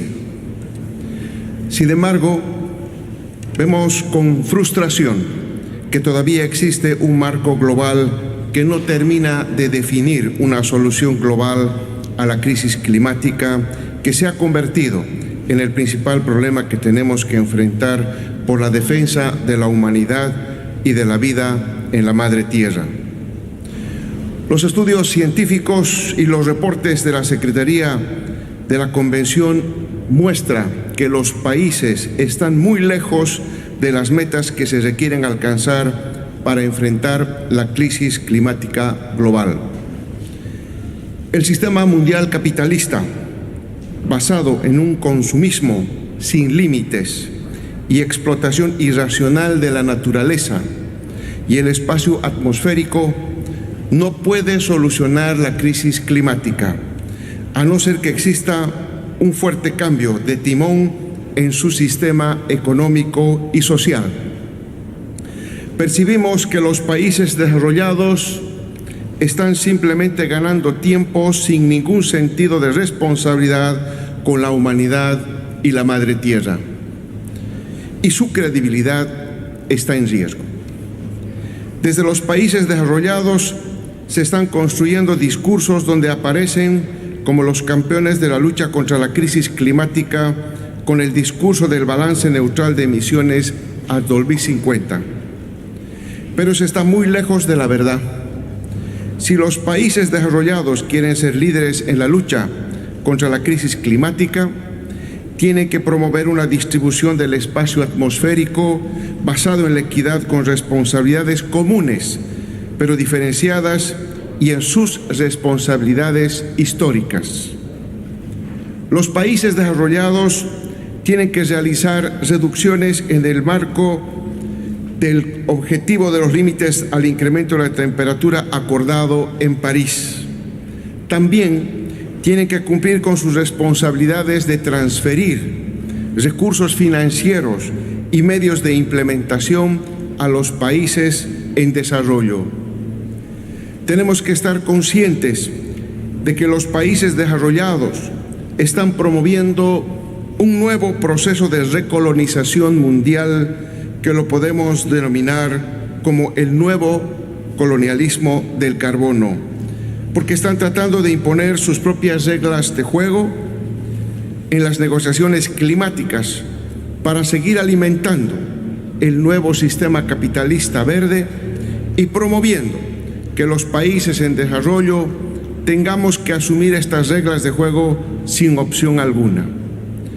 La solución a la crisis climática no se va a lograr con más capitalismo verde y más mercados globales de carbono. La solución pasa por cambiar el modelo de civilización y avanzar hacia un modelo alternativo al capitalismo, que es el horizonte civilizatorio del vivir bien en armonía con la Madre Tierra. Como Bolivia, estamos concluyendo la preparación de una contribución nacionalmente determinada hacia el año 2030, que ratifica nuestro compromiso nacional con la crisis climática en los sectores de agua, energía, bosque y agropecuario. Esperamos facilitar acuerdos entre Bolivia y la cooperación internacional para avanzar en la provisión del financiamiento y otros medios de implementación para impulsar a una mayor escala los esfuerzos nacionales, para lograr las metas de mitigación, adaptación y desarrollo integral de nuestros países. Si las actuales generaciones no resolvemos la crisis climática, esta será una carga muy pesada e imposible de resolver para las generaciones que vienen. El liderazgo de los países desarrollados es esencial para resolver este problema mundial con alto sentido de responsabilidad común por la defensa de la Madre Tierra, que es la defensa por la vida. Hayaya, Madre Tierra. Muchas gracias, presidente. Thank you, Your Excellency. It is my pleasure to welcome His Excellency Mr. Gotabaya Rajapaksa, President of Sri Lanka. Your Excellency, you have the floor.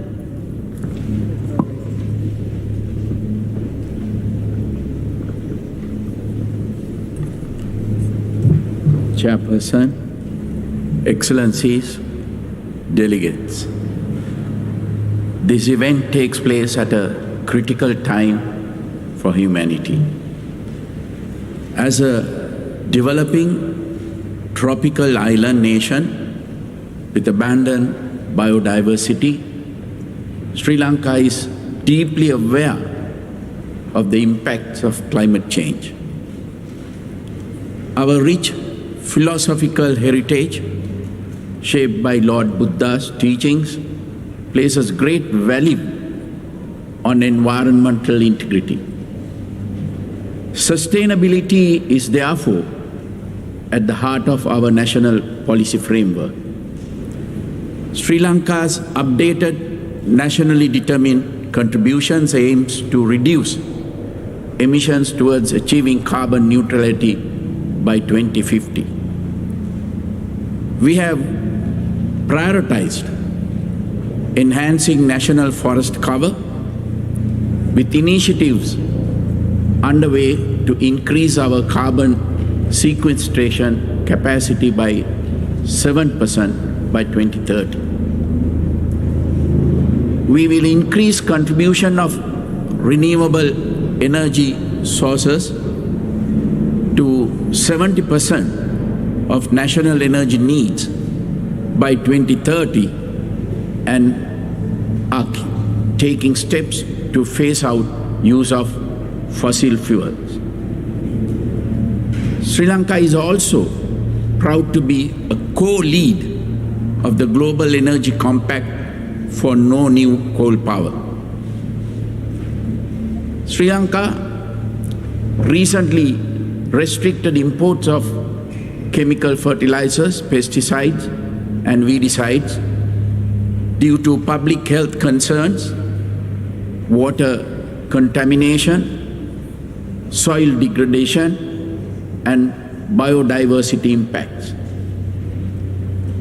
Although opposed by entrenched lobbies, this has created opportunities for innovation and investment into organic agriculture that will be healthier and more sustainable in future.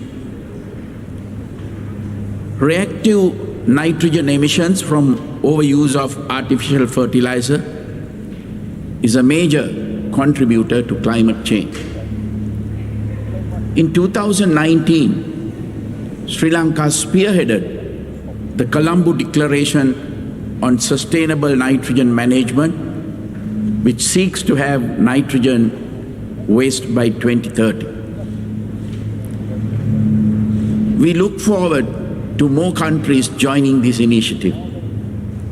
Sri Lanka also leads the action group on mangrove ecosystems and livelihoods under the Commonwealth Blue Charter initiative. Sri Lanka welcomes investments, technology transfers, and climate financing for its ambitious sustainability efforts, along with broader development assistance to support recovery from the COVID-19 pandemic. Climate change affects all nations, but disproportionately impacts developing island nations. Developing nations that take bold steps towards climate change mitigation and adaptation deserve extensive support. It is essential that the world's largest emitters of greenhouse gases fulfill their national commitments and assist developing nations navigate through the climate crisis. I call upon all nations to work together in a spirit of true cooperation to overcome this crisis and sustain humanity and our planet. Thank you. Thank you, Your Excellency. It is my pleasure to welcome His Excellency, Mr. Milo Giukanovic, President of Montenegro. Your Excellency, you have the floor.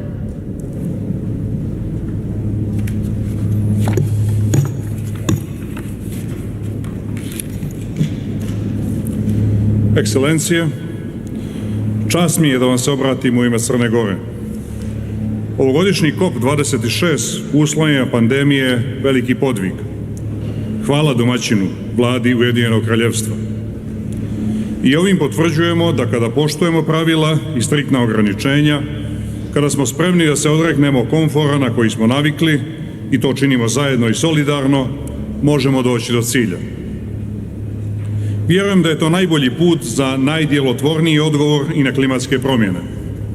Kroz zajedničku odgovornost i solidarnost i saradnju, kroz multilateralizam.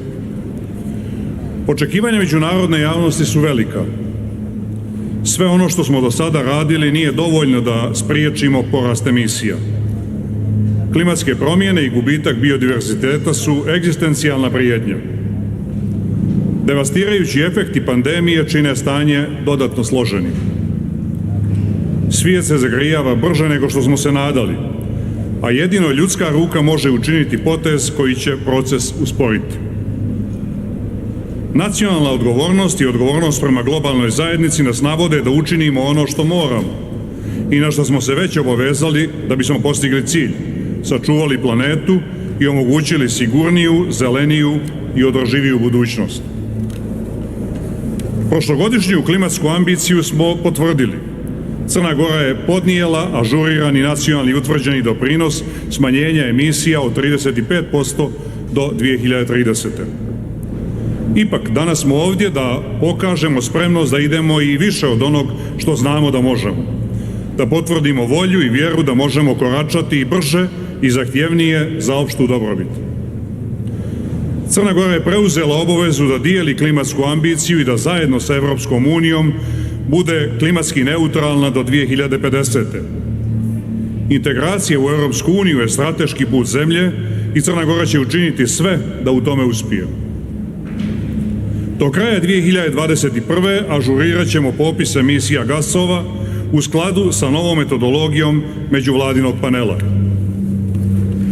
Do kraja 2023. finalizovat ćemo prvi nacrt nacionalnog plana za energetiku i klimu. Početkom 2024. završit ćemo nacionalni plan adaptacije. Intenzivirat ćemo rad na usvajanju strategije niskokarbonskog razvoja i pridružiti se grupi država koje aktivno planiraju i definišu politike i mjere za smanjenje i ublažavanje klimatskih promjena. Sljedećim ažuriranjem nacionalnog doprinosa otići ćemo korak dalje. Vjerujemo da će to biti još 5% smanjenja, ukupno 40%. Želimo da Crna Gora bude regionalni primjer uspješne zelene tranzicije. Vjerujemo da je moguće istovremeno dostizanje klimatsko-energetskih ciljeva, razvojnih ciljeva i europske integracije. Ovdje sam da jasno iskažem odlučnost i posvećenost. Političku volju koju danas potvrđujemo moramo pretvoriti u neodložnu klimatsku akciju. Ovo je posljednja prilika da stvari stavimo pod kontrolu. Nemamo luksuz da je propustimo. Hvala na pažnji. Thank you, Your Excellency. It is my pleasure to welcome His Excellency Mr. Jae-in Moon, President of the Republic of Korea. Your Excellency, you have the floor.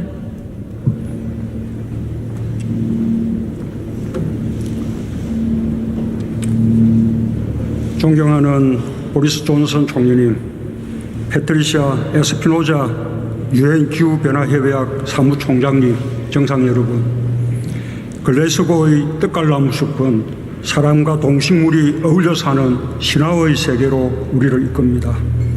자연은 오랫도록 우리를 기다려 주었습니다. 이제 우리가 자연을 위해 행동하고 사랑해야 할 때입니다. COP26이 그 출발점이 될 것입니다. 더 이상의 지구 온난화를 막고 기다려준 자연에게 응답하게 되길 바랍니다. 나는 오늘 세 가지를 약속하고 한 가지 제안을 드리고자 합니다. 첫째, 한국은 2030 NDC를 상향하여 2018년 대비 40% 이상 온실가스를 감축하겠습니다. 종전 목표보다 14% 상향한 과감한 목표이며 짧은 기간 가파르게 온실가스를 감축해야 하는 매우 도전적인 과제입니다. 쉽지 않은 일이지만 한국 국민들은 바로 지금 행동할 때라고 결정했습니다. 한국은 2050 탄소 중립을 법제화하고 탄소 중립 시나리오를 발표했습니다. 2030년까지 30%의 메탄 감축 방안도 담겼습니다. 메탄은 이산화탄소보다 온실 효과가 매우 높아 기후위기 해결의 중요한 열쇠입니다. 한국은 국제 메탄수액에 가입해 메탄 감축 노력에 적극 동참하겠습니다. 둘째, 한국은 2차 세계대전 이후 유일하게 산림 녹화에 성공한 나라로서 산림 복원 협력에 앞장서겠습니다. 나무는 살아있는 온실가스 흡수원입니다. 나무를 키우고 산림을 되살리는 일은 기후위기 대응의 중요한 해결책입니다. 사막화를 막고 접경지역의 평화를 정진시킬 수 있는 방안이기도 합니다.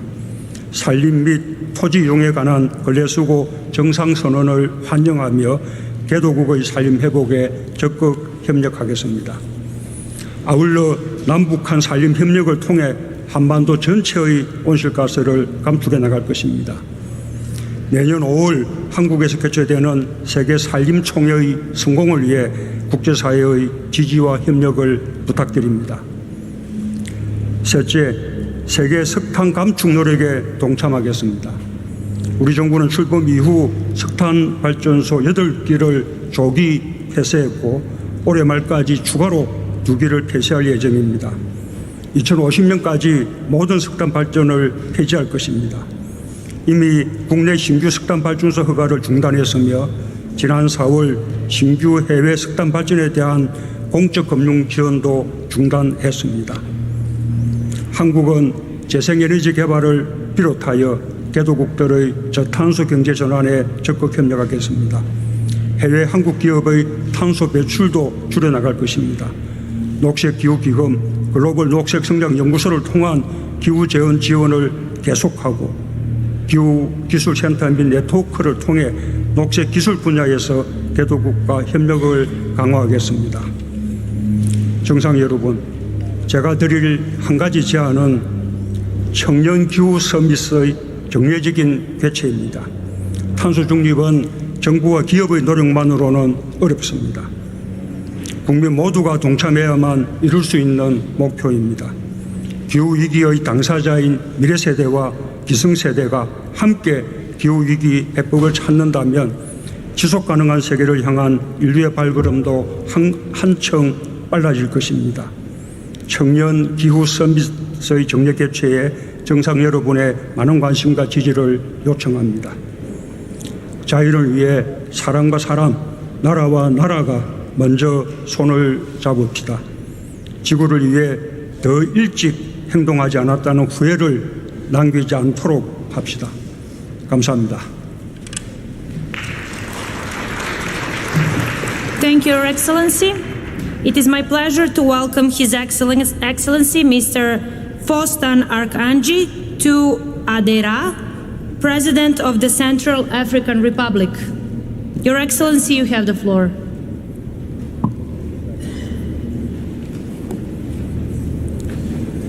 Madame la Présidente, Excellences, Mesdames et Messieurs les chefs d'État et de gouvernement, Mesdames et Messieurs, la République centrafricaine, mon pays, est honoré de prendre part à cette rencontre mondiale de dernière chance qui nous permet de prendre conscience de la vulnérabilité de notre environnement et de la nécessité d'adopter des mesures très restrictives pour lutter contre le changement climatique. À travers ces gigantesques trésors naturels insuffisamment exploités, mon pays, en dépit des campagnes médiatiques de désinformation dont elle fait l'objet, progresse dans la construction de la paix, de la démocratie et contribue énormément à la réduction des émissions de gaz à effet de serre et à la séquestration des gaz carboniques. La République centrafricaine œuvre de concert avec les pays membres de la Commission des forêts d'Afrique centrale, COMIFAC, institution ambitieuse ayant pour mission la gestion rationnelle et la protection des forêts du bassin du Congo, deuxième massif forestier de la planète après celui de l'Amazonie, et a pris des engagements fermes dans ses contributions déterminées au niveau national. Mesdames et Messieurs, les changements climatiques et la pandémie du Covid-19 constituent aujourd'hui les grands défis mondiaux qui ne peuvent être surmontés que dans le cadre du multilatéralisme et d'une solidarité internationale agissante. La République centrafricaine souhaite que cette COP26 intègre dans ses décisions finales la nécessité pour les pays développés de fournir des ressources financières en soutien à la mise en œuvre effective et efficiente des contributions déterminées au niveau national par les pays en développement. L'opérationnalisation de l'objectif global en matière d'adaptation, y compris le développement d'indicateurs visant à l'atteindre, tels que l'amélioration de la capacité d'adaptation, le renforcement de la climato-résilience et la réduction de la vulnérabilité, afin d'assurer une réponse adéquate et urgente au changement climatique dans le contexte de l'objectif de température. La nécessité de finaliser les mandats en suspens relatifs au règlement de Paris, à la COP26, afin de permettre la pleine mise en œuvre de l'accord de Paris. Ensemble, nous gagnerons le pari de la réduction des émissions de gaz à effet de serre et de la stabilisation de la température à 1,5 degré Celsius. Je vous remercie. Thank you, Your Excellency. It is my pleasure to welcome His Excellency Mr. Denis Sassou Nguesso, President of the Congo. Your Excellency, you have the floor.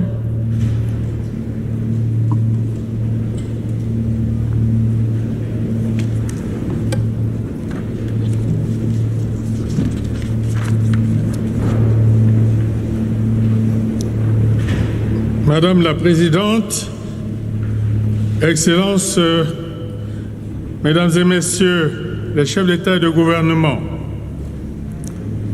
permettez-moi, avant tout propos, d'exprimer mes sincères remerciements à Sa Majesté la Reine Élisabeth II, au gouvernement et au peuple du Royaume-Uni pour l'hospitalité et l'accueil chaleureux qui ont été réservés à ma délégation et à moi-même. Permettez-moi aussi, en ma qualité de président de la commission climat du bassin du Congo, regroupant 16 États d'Afrique centrale et de l'Est, ainsi que le Royaume du Maroc, de dire toute l'importance que nous accordons à cette COP26, particulièrement cruciale pour l'avenir de l'humanité. Mon pays, la République du Congo, se situe au sein du bassin du Congo. Cet immense massif de forêts et de tourbières qui est aujourd'hui le premier capteur de carbone net de la planète après la déforestation de l'Amazonie. À elles seules, les tourbières de la cuvette centrale séquestrent 31 milliards de tonnes de carbone, soit 3 années d'émissions mondiales. La place qu'occupe le bassin du Congo dans la réalisation des objectifs de l'accord de Paris est donc absolument incontournable. Vous l'avez clairement compris, le bassin du Congo rend au monde des services écosystémiques inestimables. Mais que reçoit-il en échange? Hélas, très peu. En effet, les pays industrialisés à qui incombe la responsabilité historique du dérèglement climatique se montrent réticents à mobiliser les financements nécessaires à la concrétisation de leurs engagements. Les grandes difficultés auxquelles se heurte l'application de l'article 6 de l'accord de Paris, qui engage les pays riches à soutenir les efforts d'atténuation et surtout d'adaptation des pays en développement, en sont la preuve évidente. La République du Congo, en ce qui la concerne, a déjà soumis au secrétariat de la Convention sa contribution déterminée au niveau national et révisée. Nos ambitions, qui prennent en compte l'ensemble des secteurs d'émissions de gaz à effet de serre, ont été rehaussées et la République du Congo fait figure d'élève modèle au palmarès de l'écologie mondiale.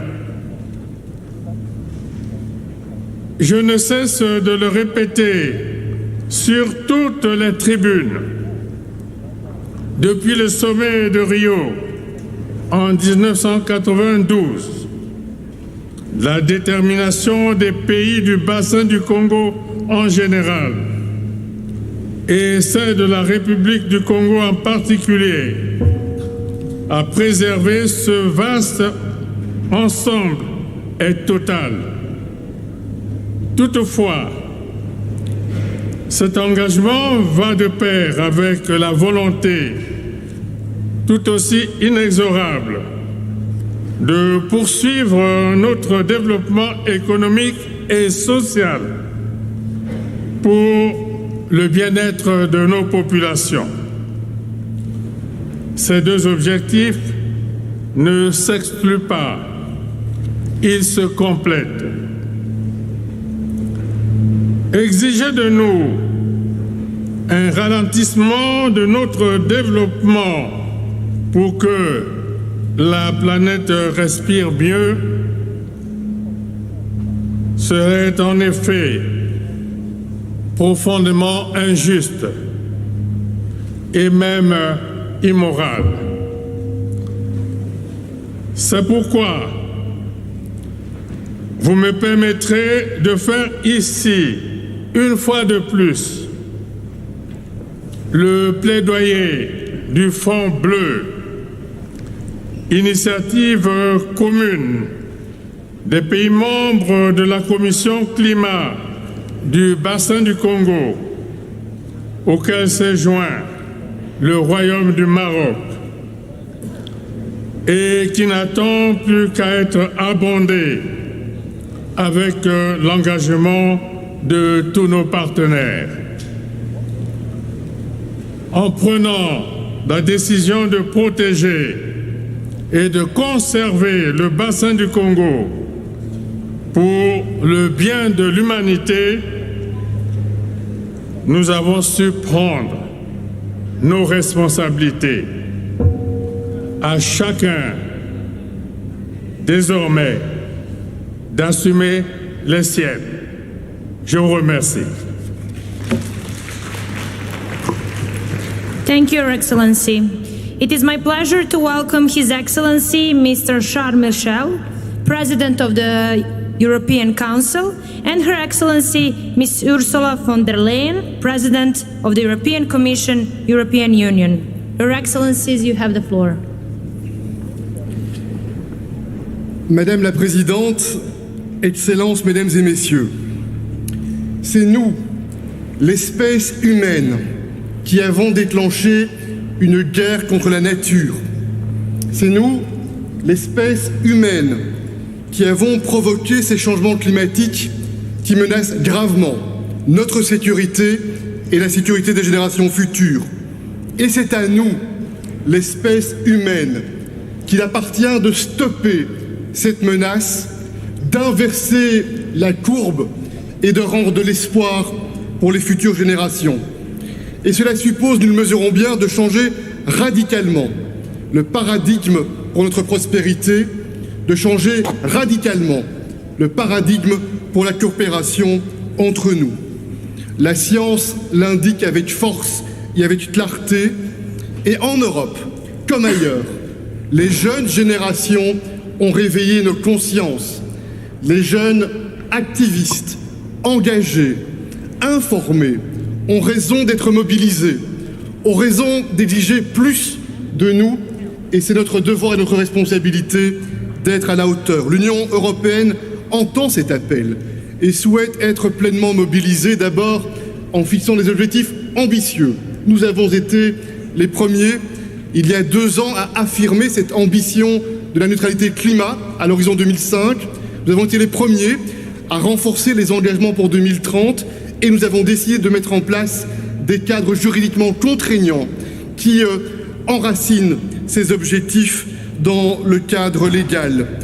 Le package du Green Deal, la mobilisation des financements publics, l'importance de canaliser les investissements privés doivent aussi nous mobiliser pleinement. Alors, mesdames et messieurs, cette transition climatique, cet engagement, il ne doit pas conduire et des plus fragiles. C'est vrai dans nos sociétés, il convient de mettre en place les mesures d'accompagnement pour avoir tout le monde avec nous, tourné vers cet objectif. C'est vrai aussi sur le plan international, et c'est la raison pour laquelle nous sommes fiers, comme Européens, d'honorer cet engagement des 100 milliards en faveur des pays qui en ont le plus besoin, et nous encourageons l'ensemble des partenaires dans les pays développés à suivre cet exemple qui nous semble tout à fait essentiel.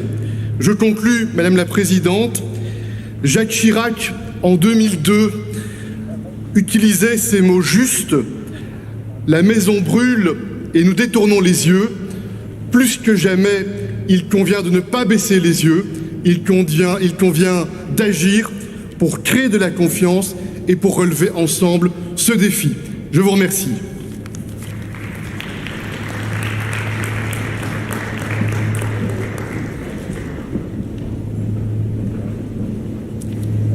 Madam President, fellow leaders, I know that all of us here at COP26 want to be on the right side of history. And this is why I call on all of us to do whatever it takes now to limit global warming to 1.5 degrees Celsius. And we can do it because climate change is man-made. Science tells us, so we can do something about it. It's our opportunity to write history. Even more, it's our duty to act now. Europe, with its European Green Deal, will spare no effort to become the first climate-neutral continent. But at this COP, we all must speed up our race to net zero. We're running out of time, and therefore, 4 points in 1 minute. First of all, we have to give strong commitments to reduce emissions by 2030. Net zero by 2050 is good, but it's not enough. We need real action during this decade now. For Europe, this minus 55% at least implemented and delivered. Second, we need to agree to a robust framework of rules, for example, to make global carbon markets a reality. Put a price on carbon. Nature cannot pay that price anymore. Number 3, we must mobilize climate finance for supporting vulnerable countries to adapt and leapfrog to clean growth. The European Union will fully contribute to achieve our global goals on adaptation. With close to $27 billion in 2020, Team Europe is already the largest provider of climate finance. Almost half of our finance is for adaptation. And we pledge an additional $5 billion up to 2027 from the EU budget. And we will double our funding for biodiversity, especially in vulnerable countries. And fourth and finally, innovation and technology is available. Now we have to scale up and deploy it. Fellow leaders, we must make this COP26 a success. We owe it to our children. Thank you. Thank you, Your Excellencies. It is my pleasure to welcome His Excellency Mr. Guy Parmeet, President of Switzerland. Your Excellency, you have the floor.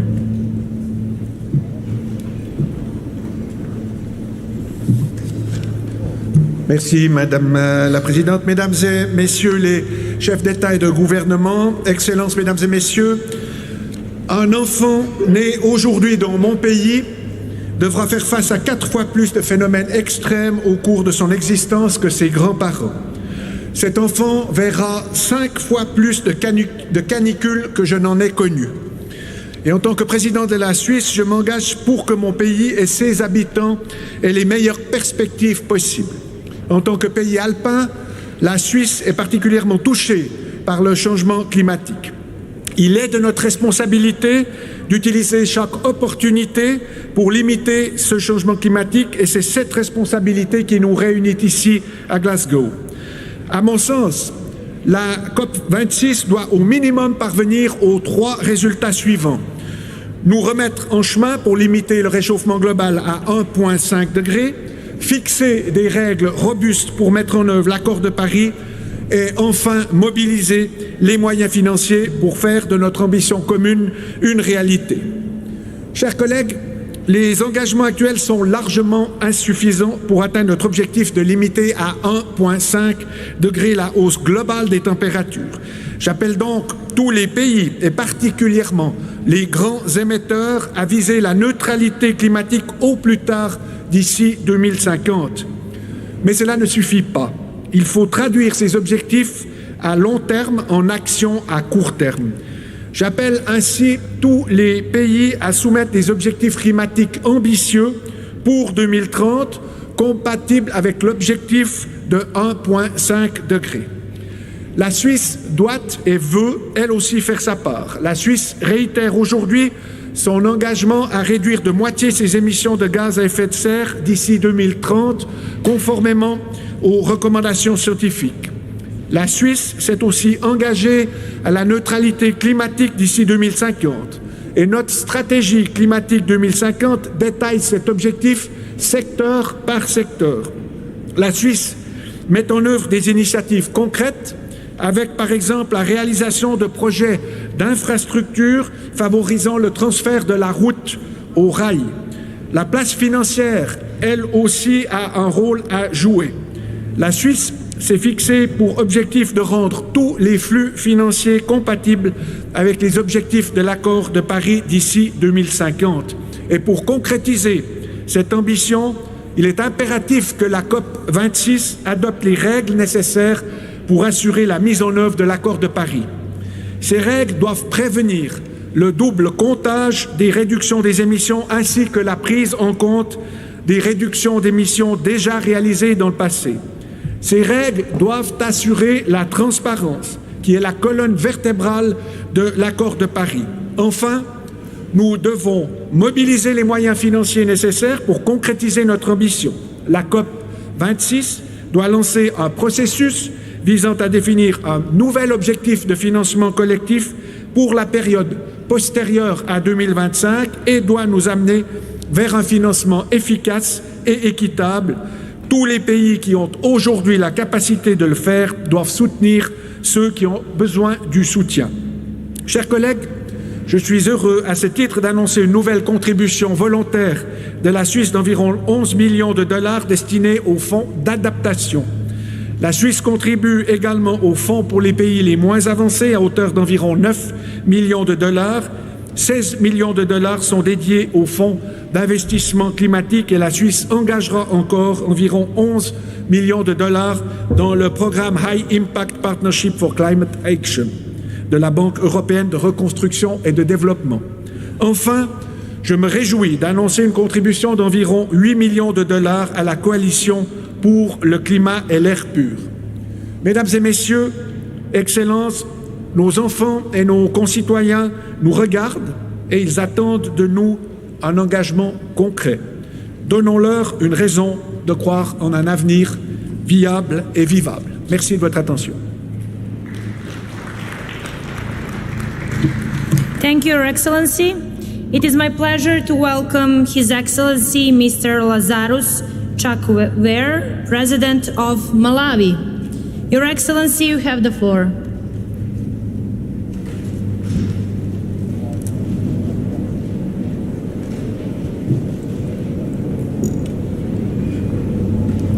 Madam President, Excellencies, ladies and gentlemen, it seems to me that in the days leading up to this summit, people around the world have been asking one question about COP26. What exactly is the point of this conference? If you listen to this question very carefully, you will see that it is an indictment. When the nations we lead ask, what exactly is the point of this conference? What they are really asking is this: what is the point of having you go to COP26 on our behalf? If you are going to Glasgow for COP26, should we expect you to come back with real solutions on climate change?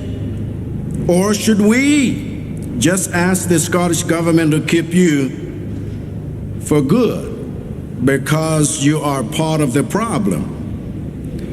This is what the people in Mozambique, Zimbabwe, and Malawi are asking after burying relatives they lost during Cyclone Idai. This is what the people of Haiti Kiribati and Philippines are asking after their children were swept away by hurricanes. This is what the people in Yemen and Lebanon are asking as they scramble for water. This is what the people of Africa are asking when you leave them with no tools for cooking than charcoal and no source of electricity except coal. And it is here that we must answer them. We must answer them with binding commitments from the G20 to cut emissions to zero, period. We must answer them with the immediate disbursement of the money pledged to least developed countries by developed nations, which is not a donation, but a cleaning fee.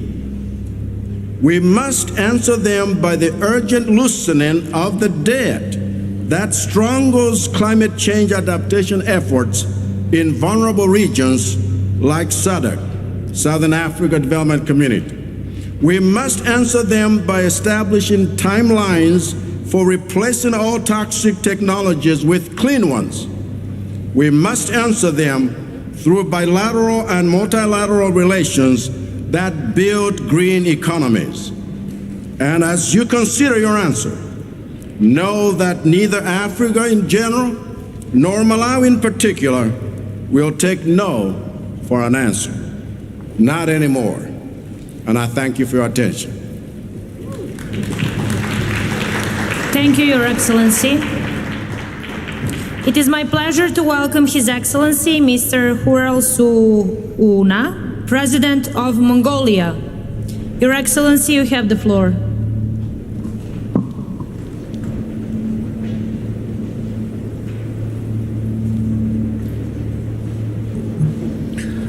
Ноён хурлын дарга, ноён эрхийн нэрийн бичгийн дарга, хүндэт төлөөлөгчдөө, хатагтай ноёдоо, уур амьсгалын өөрчлөлтийн тухай нэгдсэн үндэсний байгууллагын суур конвенцэд оролцогч талуудын 26 дугаар баг хурлыг зохион байгуулж буй Британийн засгийн газрын газарт чин сэтгэлийн халуун баяр хүргэж баг хурлын үйл ажиллагаанд өндөр амжилт өсөж байгааг минь хүлээн авна. Парисын хэлэлцээр тохирсон 2050 онд хүрэх зорилтоо биелүүлэхэд улс орон бүр хэрэгжүүлж байгаа арга хэмжээг эргэн харж зоримог шийдвэртэй нэгдсэн цогц бодлого гарган хамтдаа тэмцэх шаардлагатай болж байгааг дэлхийн нийтээр хүлээн зөвшөөрч байна. Мөн түнчлэн хүн төрлөختөн COVID-19 цар тахалтай нүүр тулж буй энэ цаг үед бидэнд байгаль дэлхийтэйгээ харьцах хандлага өөрчилж ногоон хөгжлийг эрчимжүүлэх зоримог шийдвэртэй алхмуудыг авч хэрэгжүүлэх шаардлагатай байгааг сануулж байна. Хурлын дарга уур амьсгалын өөрчлөлтөд ихээр өртөж буй орнуудын нэг болох Монгол улс хүлэмжийн хээг бууруулах, шингээлтийг нэмэгдүүлэхэд чиглэсэн олон улсын хамтын нийгэмлэгийн чармаалтыг бүрэн дэмжиж Парисын хэлэлцээрээр хүлээсэн үүрэг амлалтаа биелүүлэхийн төлөө бүхэл боломж нөхцлөө дайчлан ажиллах болно гэдгээ дахин нотолж байна. Монгол улс үндэсний тодорхойлсон хувь нэмэр бичиг баримтын хүрээнд уур амьсгалын өөрчлөлтийн гол шалтгаан болж буй хүлэмжийн ялгарлыг 2030 он гэхэд 22.7% хүртэл бууруулахаар ахиулан тодорхойллоо.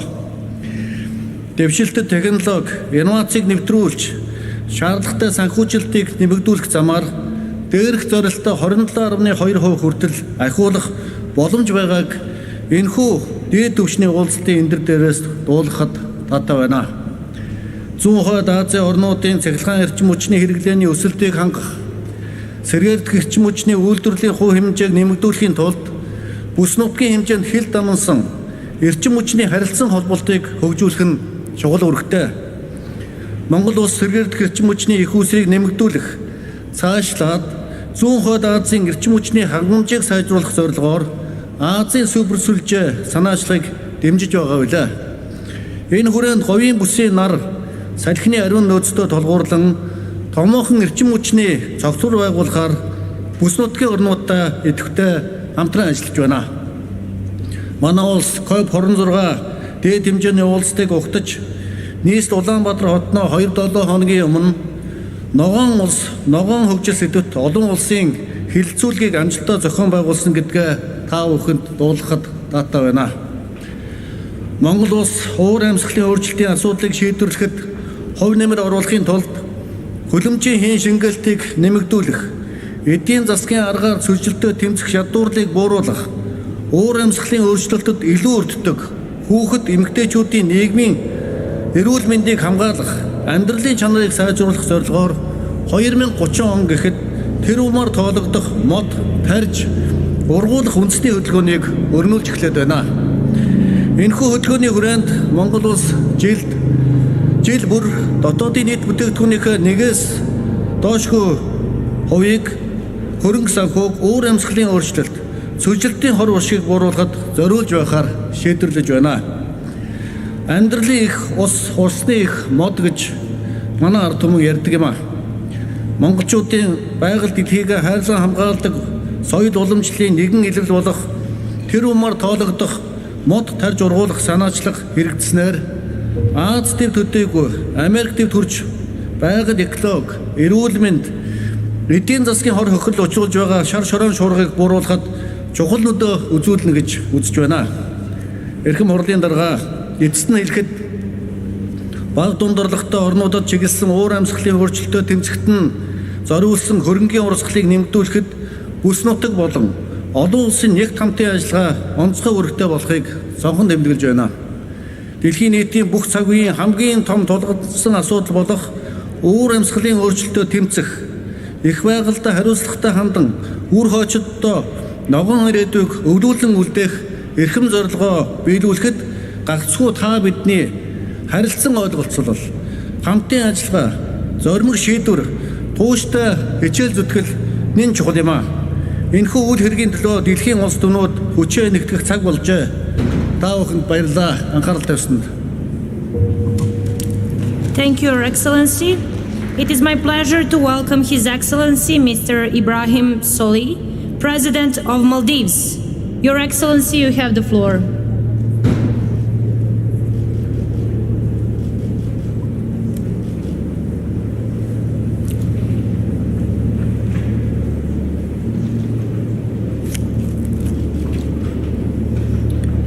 Bismillahirrahmanirrahim. Madam President, His Excellencies, ladies and gentlemen. As a leader of a small island state, I have stepped up to many fora to say the exact same things I'm about to say now. But because of the gravity of the situation, because our existence is at stake, I have no choice but to keep on repeating it. What will it take for you to listen to us? The Maldives is often cited as one of those low-lying countries that could disappear off the map because of the climate crisis.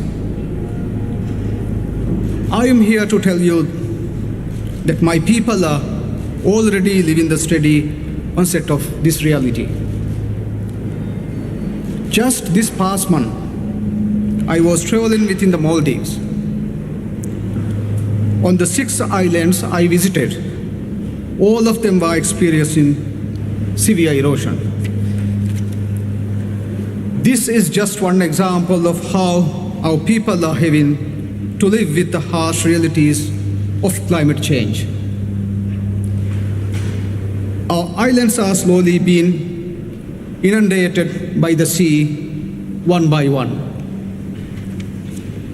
If we do not reverse this trend, the Maldives will cease to exist by the end of this century. The science tells us many things. It tells us we are facing a code red scenario where global mean temperature is presently at 1.1 degrees Celsius above pre-industrial levels and is rising at frightening pace towards the 1.5 degree ceiling. Wildfires, harsher droughts, and storm surges ravage communities around the world with greater intensity and frequency because of climate change. Based on the science, we know that our capacity to protect the health, well-being, and safety of our people and our planet is being driven to the brink. Ladies and gentlemen, as I have said before, if the rise in temperature remains unchecked at 1.5 and jumps to 2 degrees, that is the death sentence to the Maldives. In a world where we cease to exist, our fate would remain a dark omen of the grim future that awaits the rest of the world. My people are determined not to let this transpire. We are determined to be part of the global solution to reverse these trends, to change the status quo. We are determined to lead by example by taking the most ambitious climate actions and committing to achieve a low-emission development and a climate-resilient future. The climate emergency cannot be solved by the actions of individual nations alone. Major emitters must step up their nationally determined contributions and make even more ambitious commitments to achieving net zero.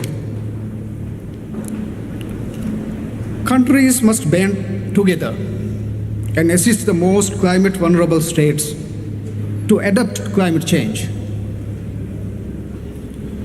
Commitments alone are not enough.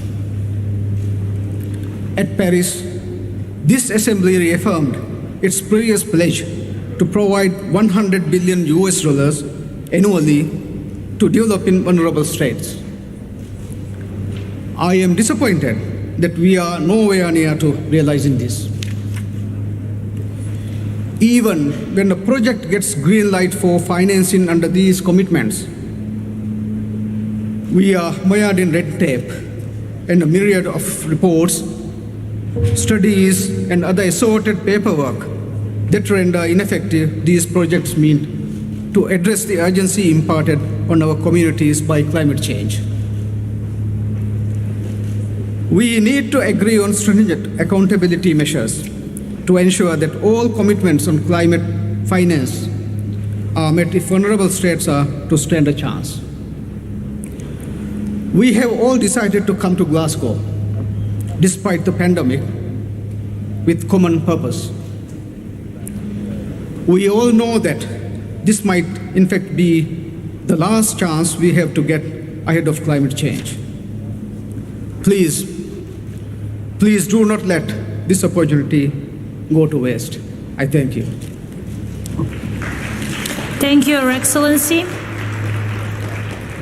It is my pleasure to welcome His Excellency Mr. Laurentino Cortizo, President of Panama. Your Excellency, you have the floor.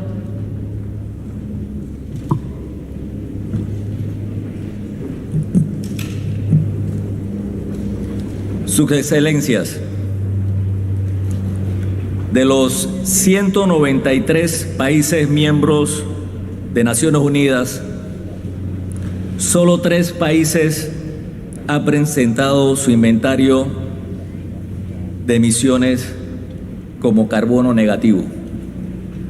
Repito, de los 193 países miembros de Naciones Unidas, solo 3 países han presentado su inventario de emisiones como carbono negativo. Panamá es uno de esos 3 países. Muchos de los líderes mundiales en esta cumbre han compartido los planes de sus países para lograr ser carbono neutrales para el 2030, algunos para el 2050.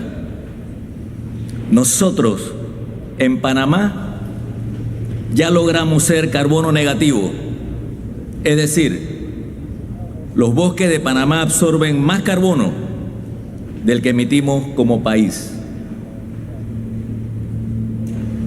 ¿Cómo lo hicimos? Los panameños entendimos que lo que es bueno para Panamá también es bueno para el planeta. Comenzamos por respetar a los pueblos originarios y nuestros bosques, con lo cual protegimos el 33% de la superficie de nuestro país. Panamá, entre dos mares, también cuida de los océanos. Logramos proteger el 30% de nuestras áreas marítimas, adelantándonos nuevamente, esta vez por 9 años, al cumplimiento de las metas globales, lo cual nos convierte en líder mundial azul. Nuestra contribución al planeta tiene especial relevancia si se toma en cuenta que Panamá es el país con la mejor conectividad marítima y aérea de América Latina y el Caribe. Nuestro canal de Panamá, una de las principales rutas comerciales del mundo, conecta 170 países y 1.920 puertos. Señoras y señores, Panamá ha logrado ser carbono negativo con acciones concretas.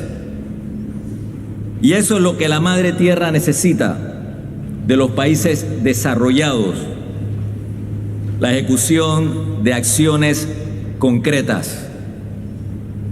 Resulta irónico que de los 100 millones comprometidos en el Acuerdo de París para apoyo verde a los países emergentes, Panamá no haya recibido nada.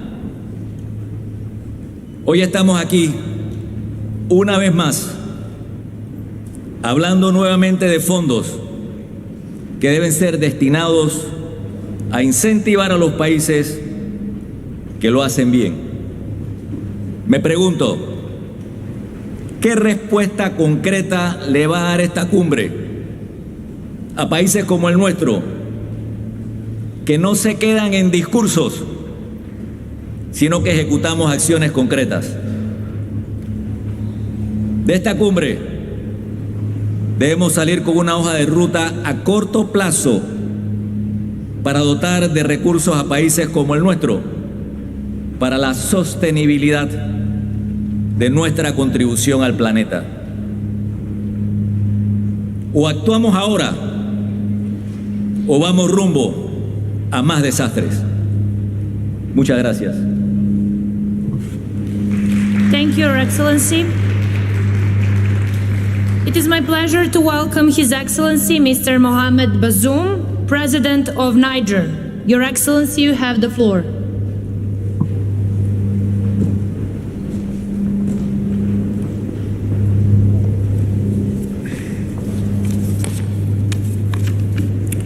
Merci Madame la Présidente.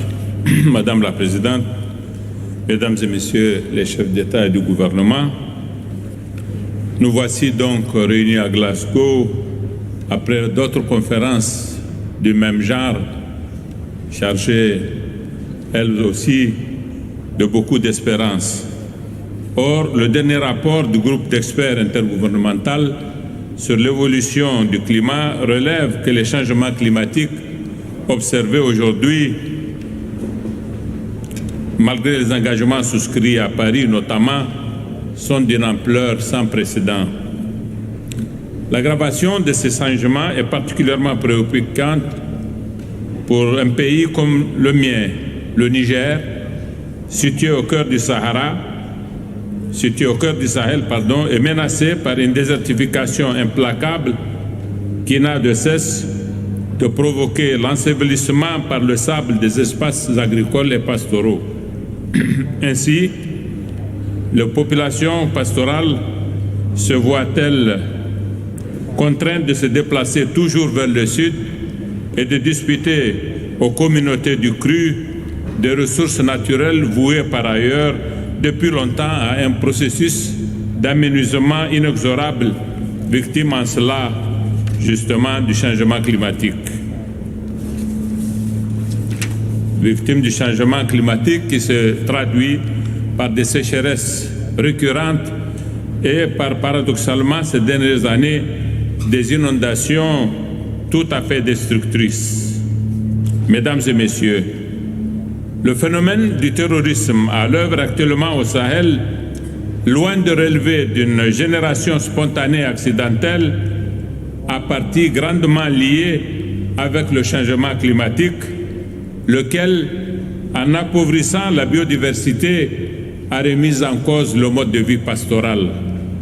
Aussi, voudrais-je lancer un appel solennel pour que la communauté internationale se mobilise à travers un fonds spécial aux côtés des pays sahéliens menacés par le sable, comme elle se doit de se mobiliser aux côtés des petits pays insulaires envahis par les eaux des océans. Un tel fonds doit servir à la reforestation des espaces envahis par le désert. Les pays pauvres comme le nôtre, qui n'ont aucune responsabilité dans le dérèglement climatique, sont en effet aujourd'hui ceux qui payent le tribut le plus lourd au consumérisme promu par un modèle de développement qui a fait très peu de cas des peuples et des générations futures.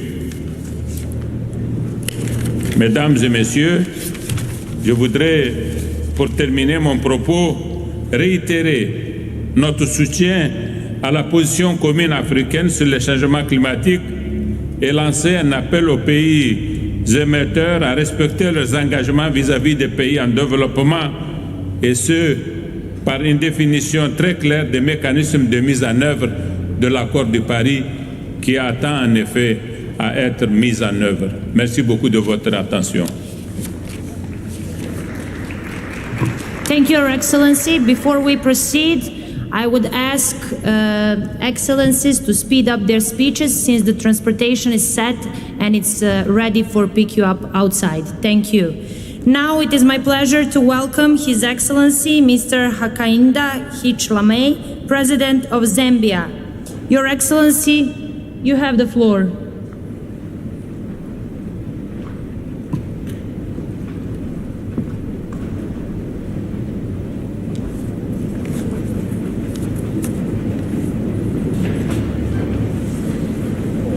Thank you very much. Your Excellency Boris Johnson, Prime Minister of the United Kingdom and Chairperson of the Summit. Your Excellency Mr. Antonio Guterres, Secretary General of the United Nations, Your Excellencies, Heads of State and Government, Your Excellency MS Patricia Espinosa, Executive Secretary of the United Nations Framework Convention on Climate Change, distinguished ladies and gentlemen, I wish to begin by thanking you and congratulating Your Excellency Prime Minister Boris Johnson for convening this important summit at the commencement of the 26th session of the Conference of Parties, COP26, to the United Nations Framework Convention on Climate Change, UNFCCC. I am confident that together with the global community of nations, we will deliver the outcome that the world urgently needs for averting a climate crisis. Chairperson, science is clear that we only have a small window of opportunity to ensure that we collectively take decisive action and prevent the negative impact of climate change. For developing and vulnerable countries like Zambia, which is among the least developed countries with multiple challenges, climate change brings an additional layer of challenges, an additional burden, and aggravates existing ones. Very important. Climate change makes it difficult for us to effectively address a number of social economic challenges in order to lift our people from high poverty levels so as to improve their livelihoods. Chairperson, for the sake of humanity, a positive outcome from this conference is not an option, but an absolute necessity. We are confident that the global community will share our sense of urgency in this matter.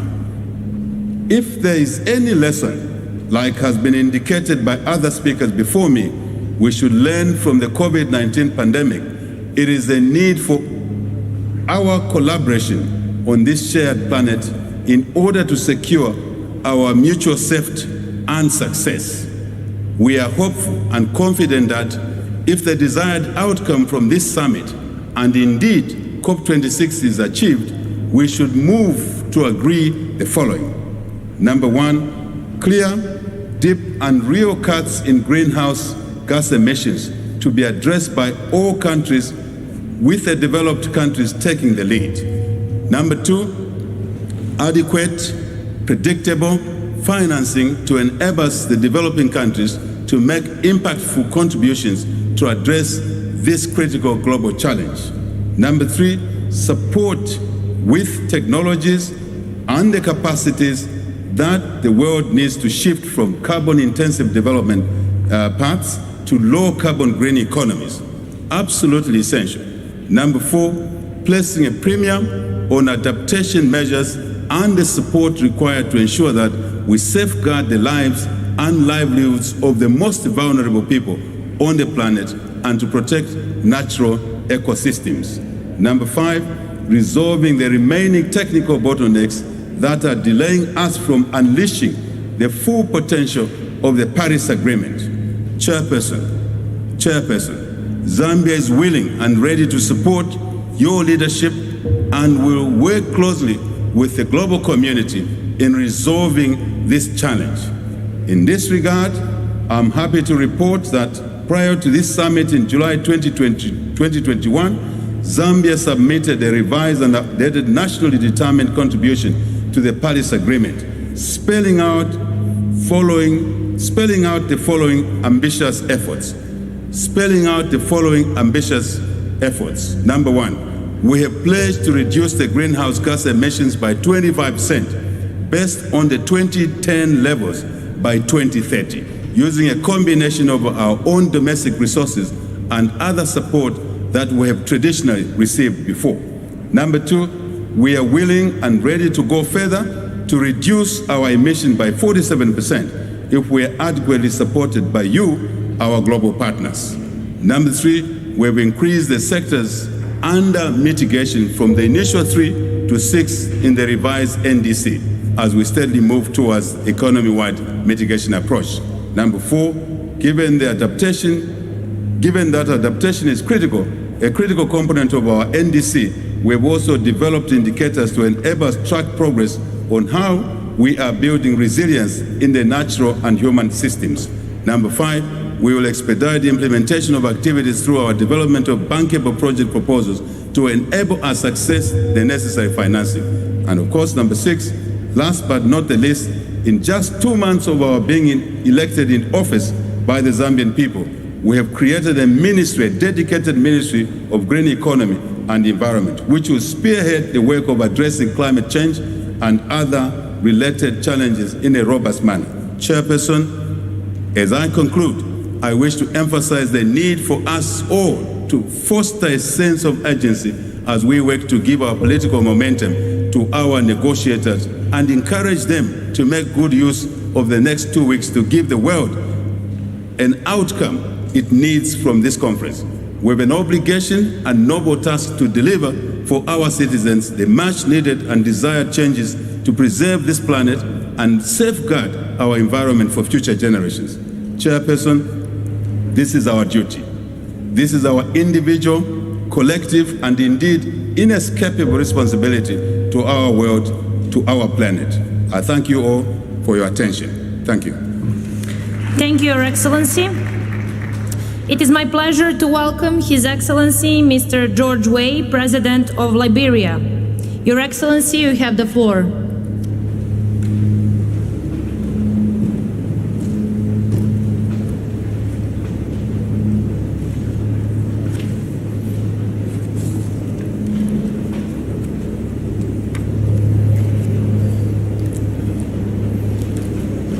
Excellency, distinguished ladies and gentlemen, this year COP26 is taking place at a time when the world is having to learn to live with the devastating and disruptive consequences of the deadly coronavirus pandemic.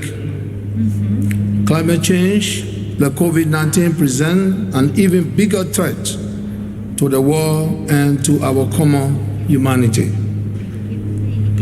We have therefore gathered here at this 26th United Nations Climate Change Conference to seek common action to save our planet and bring equity and fairness to how we achieve this objective under the Paris Accord on climate change.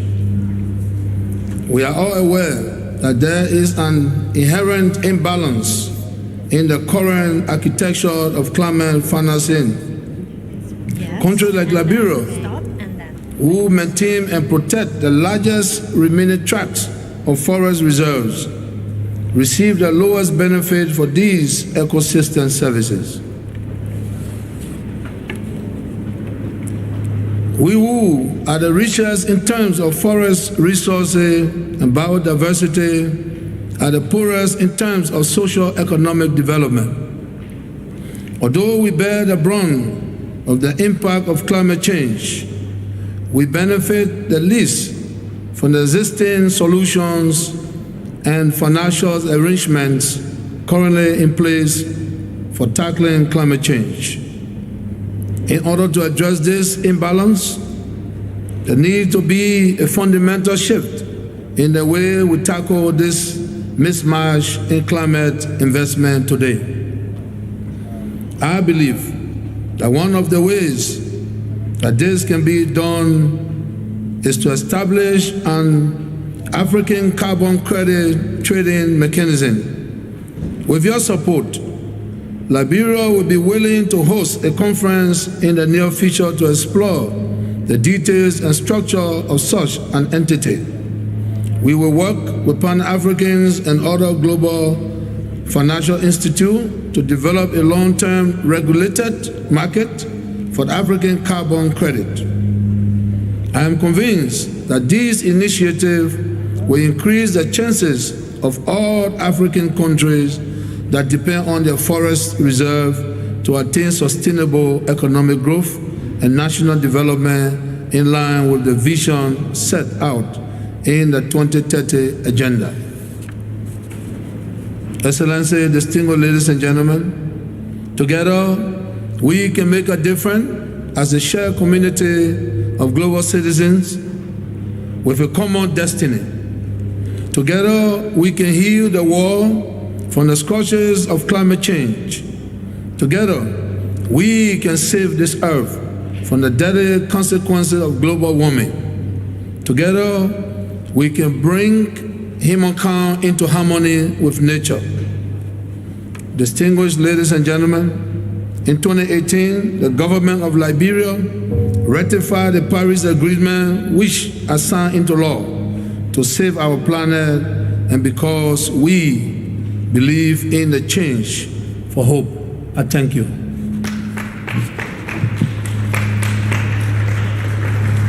Thank you, Your Excellency. It is my pleasure to welcome His Excellency Mr. János Áder, President of Hungary. Your Excellency, you have the floor.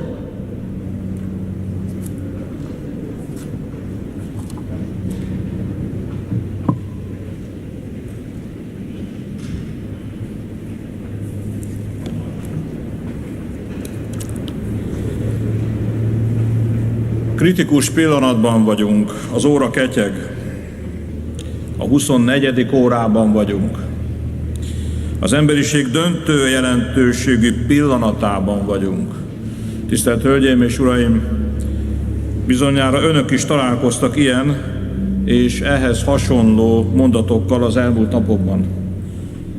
Csak hogy ugyanezek a mondatok, vagy ugyanilyen drámai hangütésű mondatok elhangzottak már Durbanben, Cancúnban, Koppenhágában is. Nehéz a választókkal elhitetni, hogy már 26 éve mindig folyamatosan a 24. órában vagyunk. Nehéz sikeres tanácskozásról beszélni, hogyha a helyzet, jelen esetben a légkör szén-dioxid koncentrációja folyamatosan romlik. Márpedig a légkör szén-dioxid koncentrációja nőtt az elmúlt 25 évben, és sajnos nőtt Párizs óta is. A tudomány eredményei és a természet jelzései egyértelműek. Cselekednünk kell.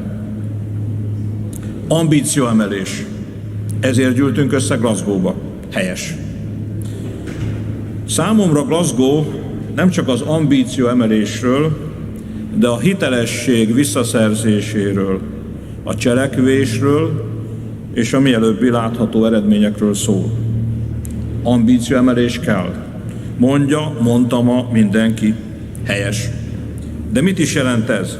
Mi legyen a tartalma? Először is. Őszinte számvetés az egyes országok eddigi eredményeit illetően. PR mutatványok helyett cselekvés. Másodszor, a nagy kibocsátók, akik a globális kibocsátás 80%-áért felelnek, mielőbbi külön megállapodása a csökkentés üteméről. Itt ma már többen beszéltek a római G20-as találkozóról, 3 mondatot én is hadd fűzzek hozzá ehhez a találkozóhoz. Nem történt meg az új szénerőművek építésének a tilalma, a fosszilis energia támogatások megszüntetésére semmilyen dátumban nem állapodtak meg a felek, és azt tapasztalom, hogy a 1,5 fokhoz való ragaszkodás annál gyakrabban kerül be a különböző nemzetközi dokumentumokba, minél távolabb kerülünk ettől a céltól. Vissza az alapkérdéshez, mi legyen az ambícióemelésnek a tartalma? Harmadik, azok az országok, ahol az egyfőre eső kibocsátás jelentősen meghaladja a nemzetközi átlagot, vállaljanak nagyobb szerepet az ambícióemelés finanszírozásában. Negyedik, a kibocsátás csökkentése mellett fordítsunk legalább akkora gondot az alkalmazkodásra is. Magyarország, ami a világ kibocsátásának 0,13%-áért felel csupán, a következőket vállalja. Magyarország 2050-re klímasemleges lesz. Ezt a szándékot az országgyűlés törvénybe foglalta, a végrehajtás megkezdődött. 2030-ig biztosan, de reményeink szerint talán már 2026-ra beszüntetjük a szén alapú áramtermelést. Harmadik, az eddigi év végéig kiépülő 3000 megawattról 2030-ig 6500 megawattra növeljük a naperőművi kapacitást. Negyedik, 2030-tól a városi tömegközlekedésben csak elektromos buszokat használunk, addig is a járműparkot folyamatosan lecseréljük. Ötödik, jelentős erdőtelepítési programot hajtunk végre. Végezetül egy hónap múlva fenntarthatósági expót és világtalálkozót szervezünk Budapesten, hogy ne csak az ambícióemelés fontosságáról beszéljünk, de a közös cél eléréséhez szükséges megoldásokat, innovációkat, technológiákat is bemutassuk. Szeretettel várunk mindenkit, köszönöm, hogy meghallgattak. Thank you, Your Excellency. Distinguished heads of state and government, delegates, ladies and gentlemen, honored guests, this brings us to the end of our national statements in this plenary for today. We will continue with this delivery of national statements tomorrow at 10 in plenary chair Gorm. With this, I declare this joint meeting of the COP, CMP and the CMA adjourned. Secretariat will advise if this should be said, depending on which plenary finishes last.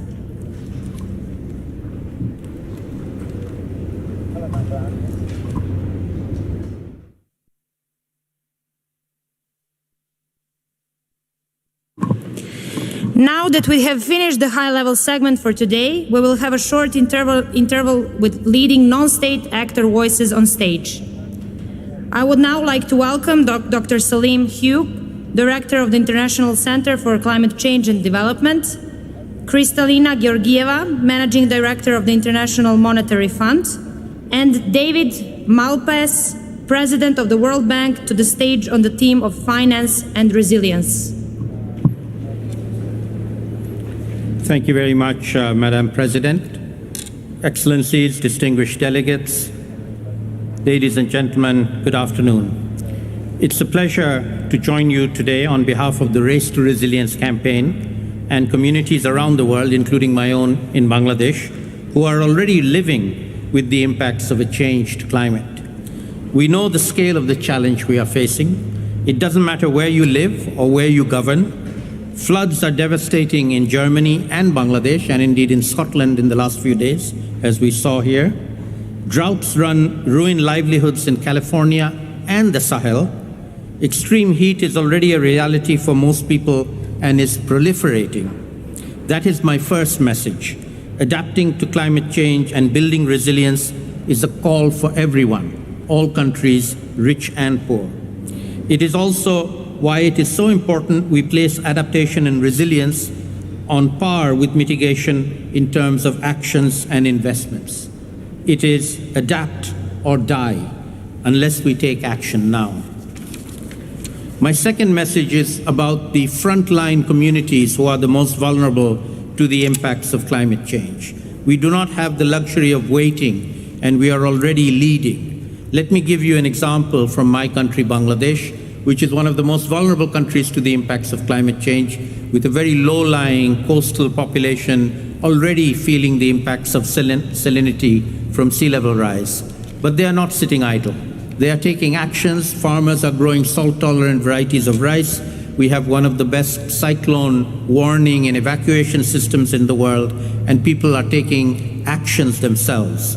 We need to build on these stories, and there are many, many more in other vulnerable developing countries where we can share knowledge and support locally led adaptation to climate change. The good news is that this is happening. To support the efforts already underway by non-state actors, the COP26 president helped launch the Race to Resilience. This has mobilized a global coalition of partners who are taking action to build the resilience of urban, rural, and coastal communities in over 100 countries. Their actions will reach over 2 billion people who are exposed to climate hazards and help regenerate systems of nature which are vital to both mitigation and resilience. But underneath the big numbers, though, there are many stories like the one I just spoke of in my country, Bangladesh. So my second message is that we all need to support these efforts of the bottom-up, local-level actors and adapters, to finance them, to give them the necessary skills and support to reach them so that they can be the agents of change themselves and not just depend on charity from others. We now have the chance to learn lessons from the past 2 years, particularly the COVID-19 pandemic, and to build resilience that is interconnected, both on the public health side as well as on the climate change side, to make sure that we are adapted to and resilient to climate shocks. This is not only the morally right thing to do, but also the economically smart thing to do.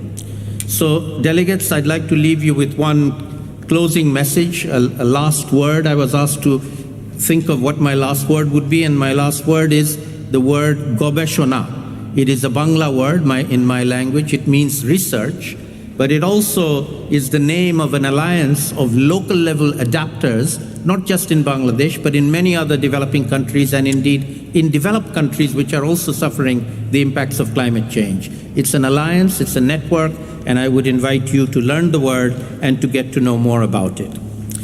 Before I end, it's my great pleasure, and I'm greatly delighted to introduce the next speaker, who is Kristalina Georgieva, the Managing Director of the International Monetary Fund, and more importantly than that, as far as I'm concerned, an old friend, and also the former co-chair of the Global Commission on Adaptation and a great champion of adaptation in developing countries. I'd like to yield the floor to Kristalina Georgieva. Thank you. Thank you, Madam President. Thank you very much, Salim.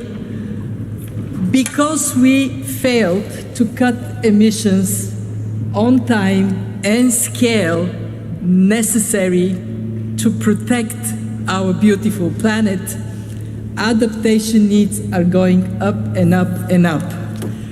For developing countries alone, in this decade, they are to spend somewhere between $140 and $300 billion. And if we continue to drag our feet, that is going to double.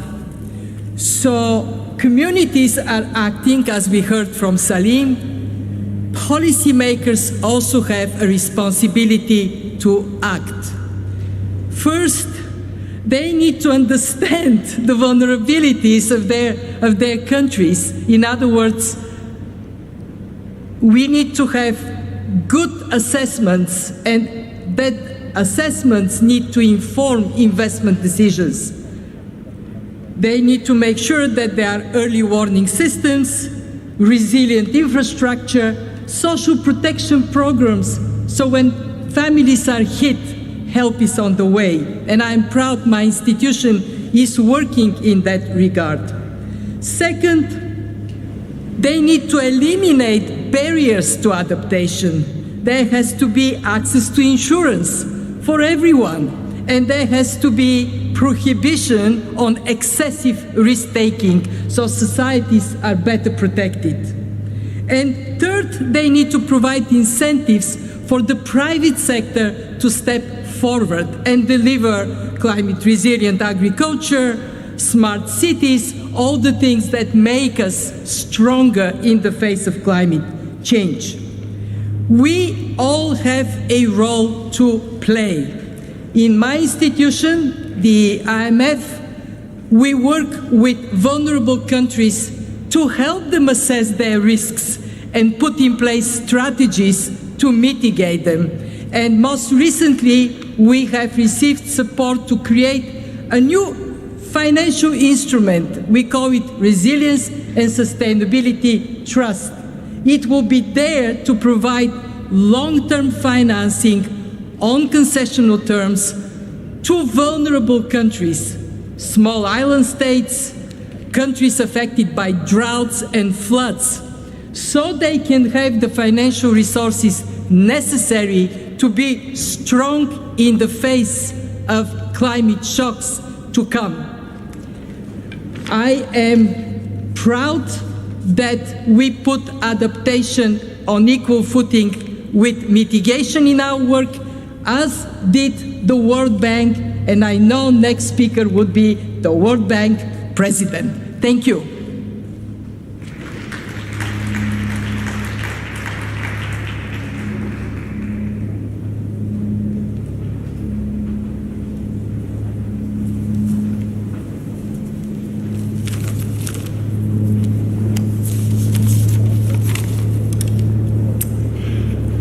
Thank you very much, Salim. I'm pleased to be here today to speak on behalf of the World Bank and my colleagues from other multilateral development banks, MDBs. As we note in our joint statement, climate change and the parallel crisis of environmental degradation are critical challenges that affect the development prospects of countries, businesses, and households. Through their unique role, MDBs can be valuable partners. MDBs have significantly increased their work with countries and clients on climate action. In 2020, MDB climate finance reached $66 billion, of which $38 billion was for low and middle income countries. For many countries, especially the poorest, adaptation will be even bigger challenge than the reduction of greenhouse gas emissions. MDB adaptation finance to low and middle income countries increased from $5 billion in 2015 to $13 billion in 2020, of which World Bank Group financing provided $9 billion. Many of the MDBs have announced the alignment of their financial flows with the goals of the Paris Agreement. MDBs are working to develop methodologies for this alignment and to encourage development finance institutions towards similar alignment. We're actively supporting countries in integrating climate and development, including through NDCs, nationally determined contributions, and LTSs, long-term strategies. MDBs are exploring the possibility of a joint LTS facility to increase the level of funding and coordination. MDBs are working to develop cost-effective and equitable approaches to decommissioning coal value chains, and we're committed to supporting just transitions for communities, regions, and sectors directly impacted. Tackling climate change is urgent and will require major social, economic, and technological changes, many of which are costly and will require large investments. As the world considers ways to ramp up climate change, it's important to identify high-impact operations and specific mitigation and adaptation projects. We can then match and blend different pools of capital, commercial, concessional, and grants, to the appropriate component of each project undertaken. In this complex mix of financing, projects, and adaptation, we must not punish the poor. MDBs coordinate through country platforms and co-financings and have a wide range of working groups to share lessons learned. In implementing their unique climate action plans, MDBs will pursue a coordination and partnership approach with other organizations and stakeholders as well to achieve the goals of climate and development integration. Thank you again. I would like to thank Dr. Salim Hugh, Kristalina Georgieva, and David Malpass for their important interventions on the theme of finance and resilience. This concludes this session for today, and we look forward to welcoming you back tomorrow. Thank you.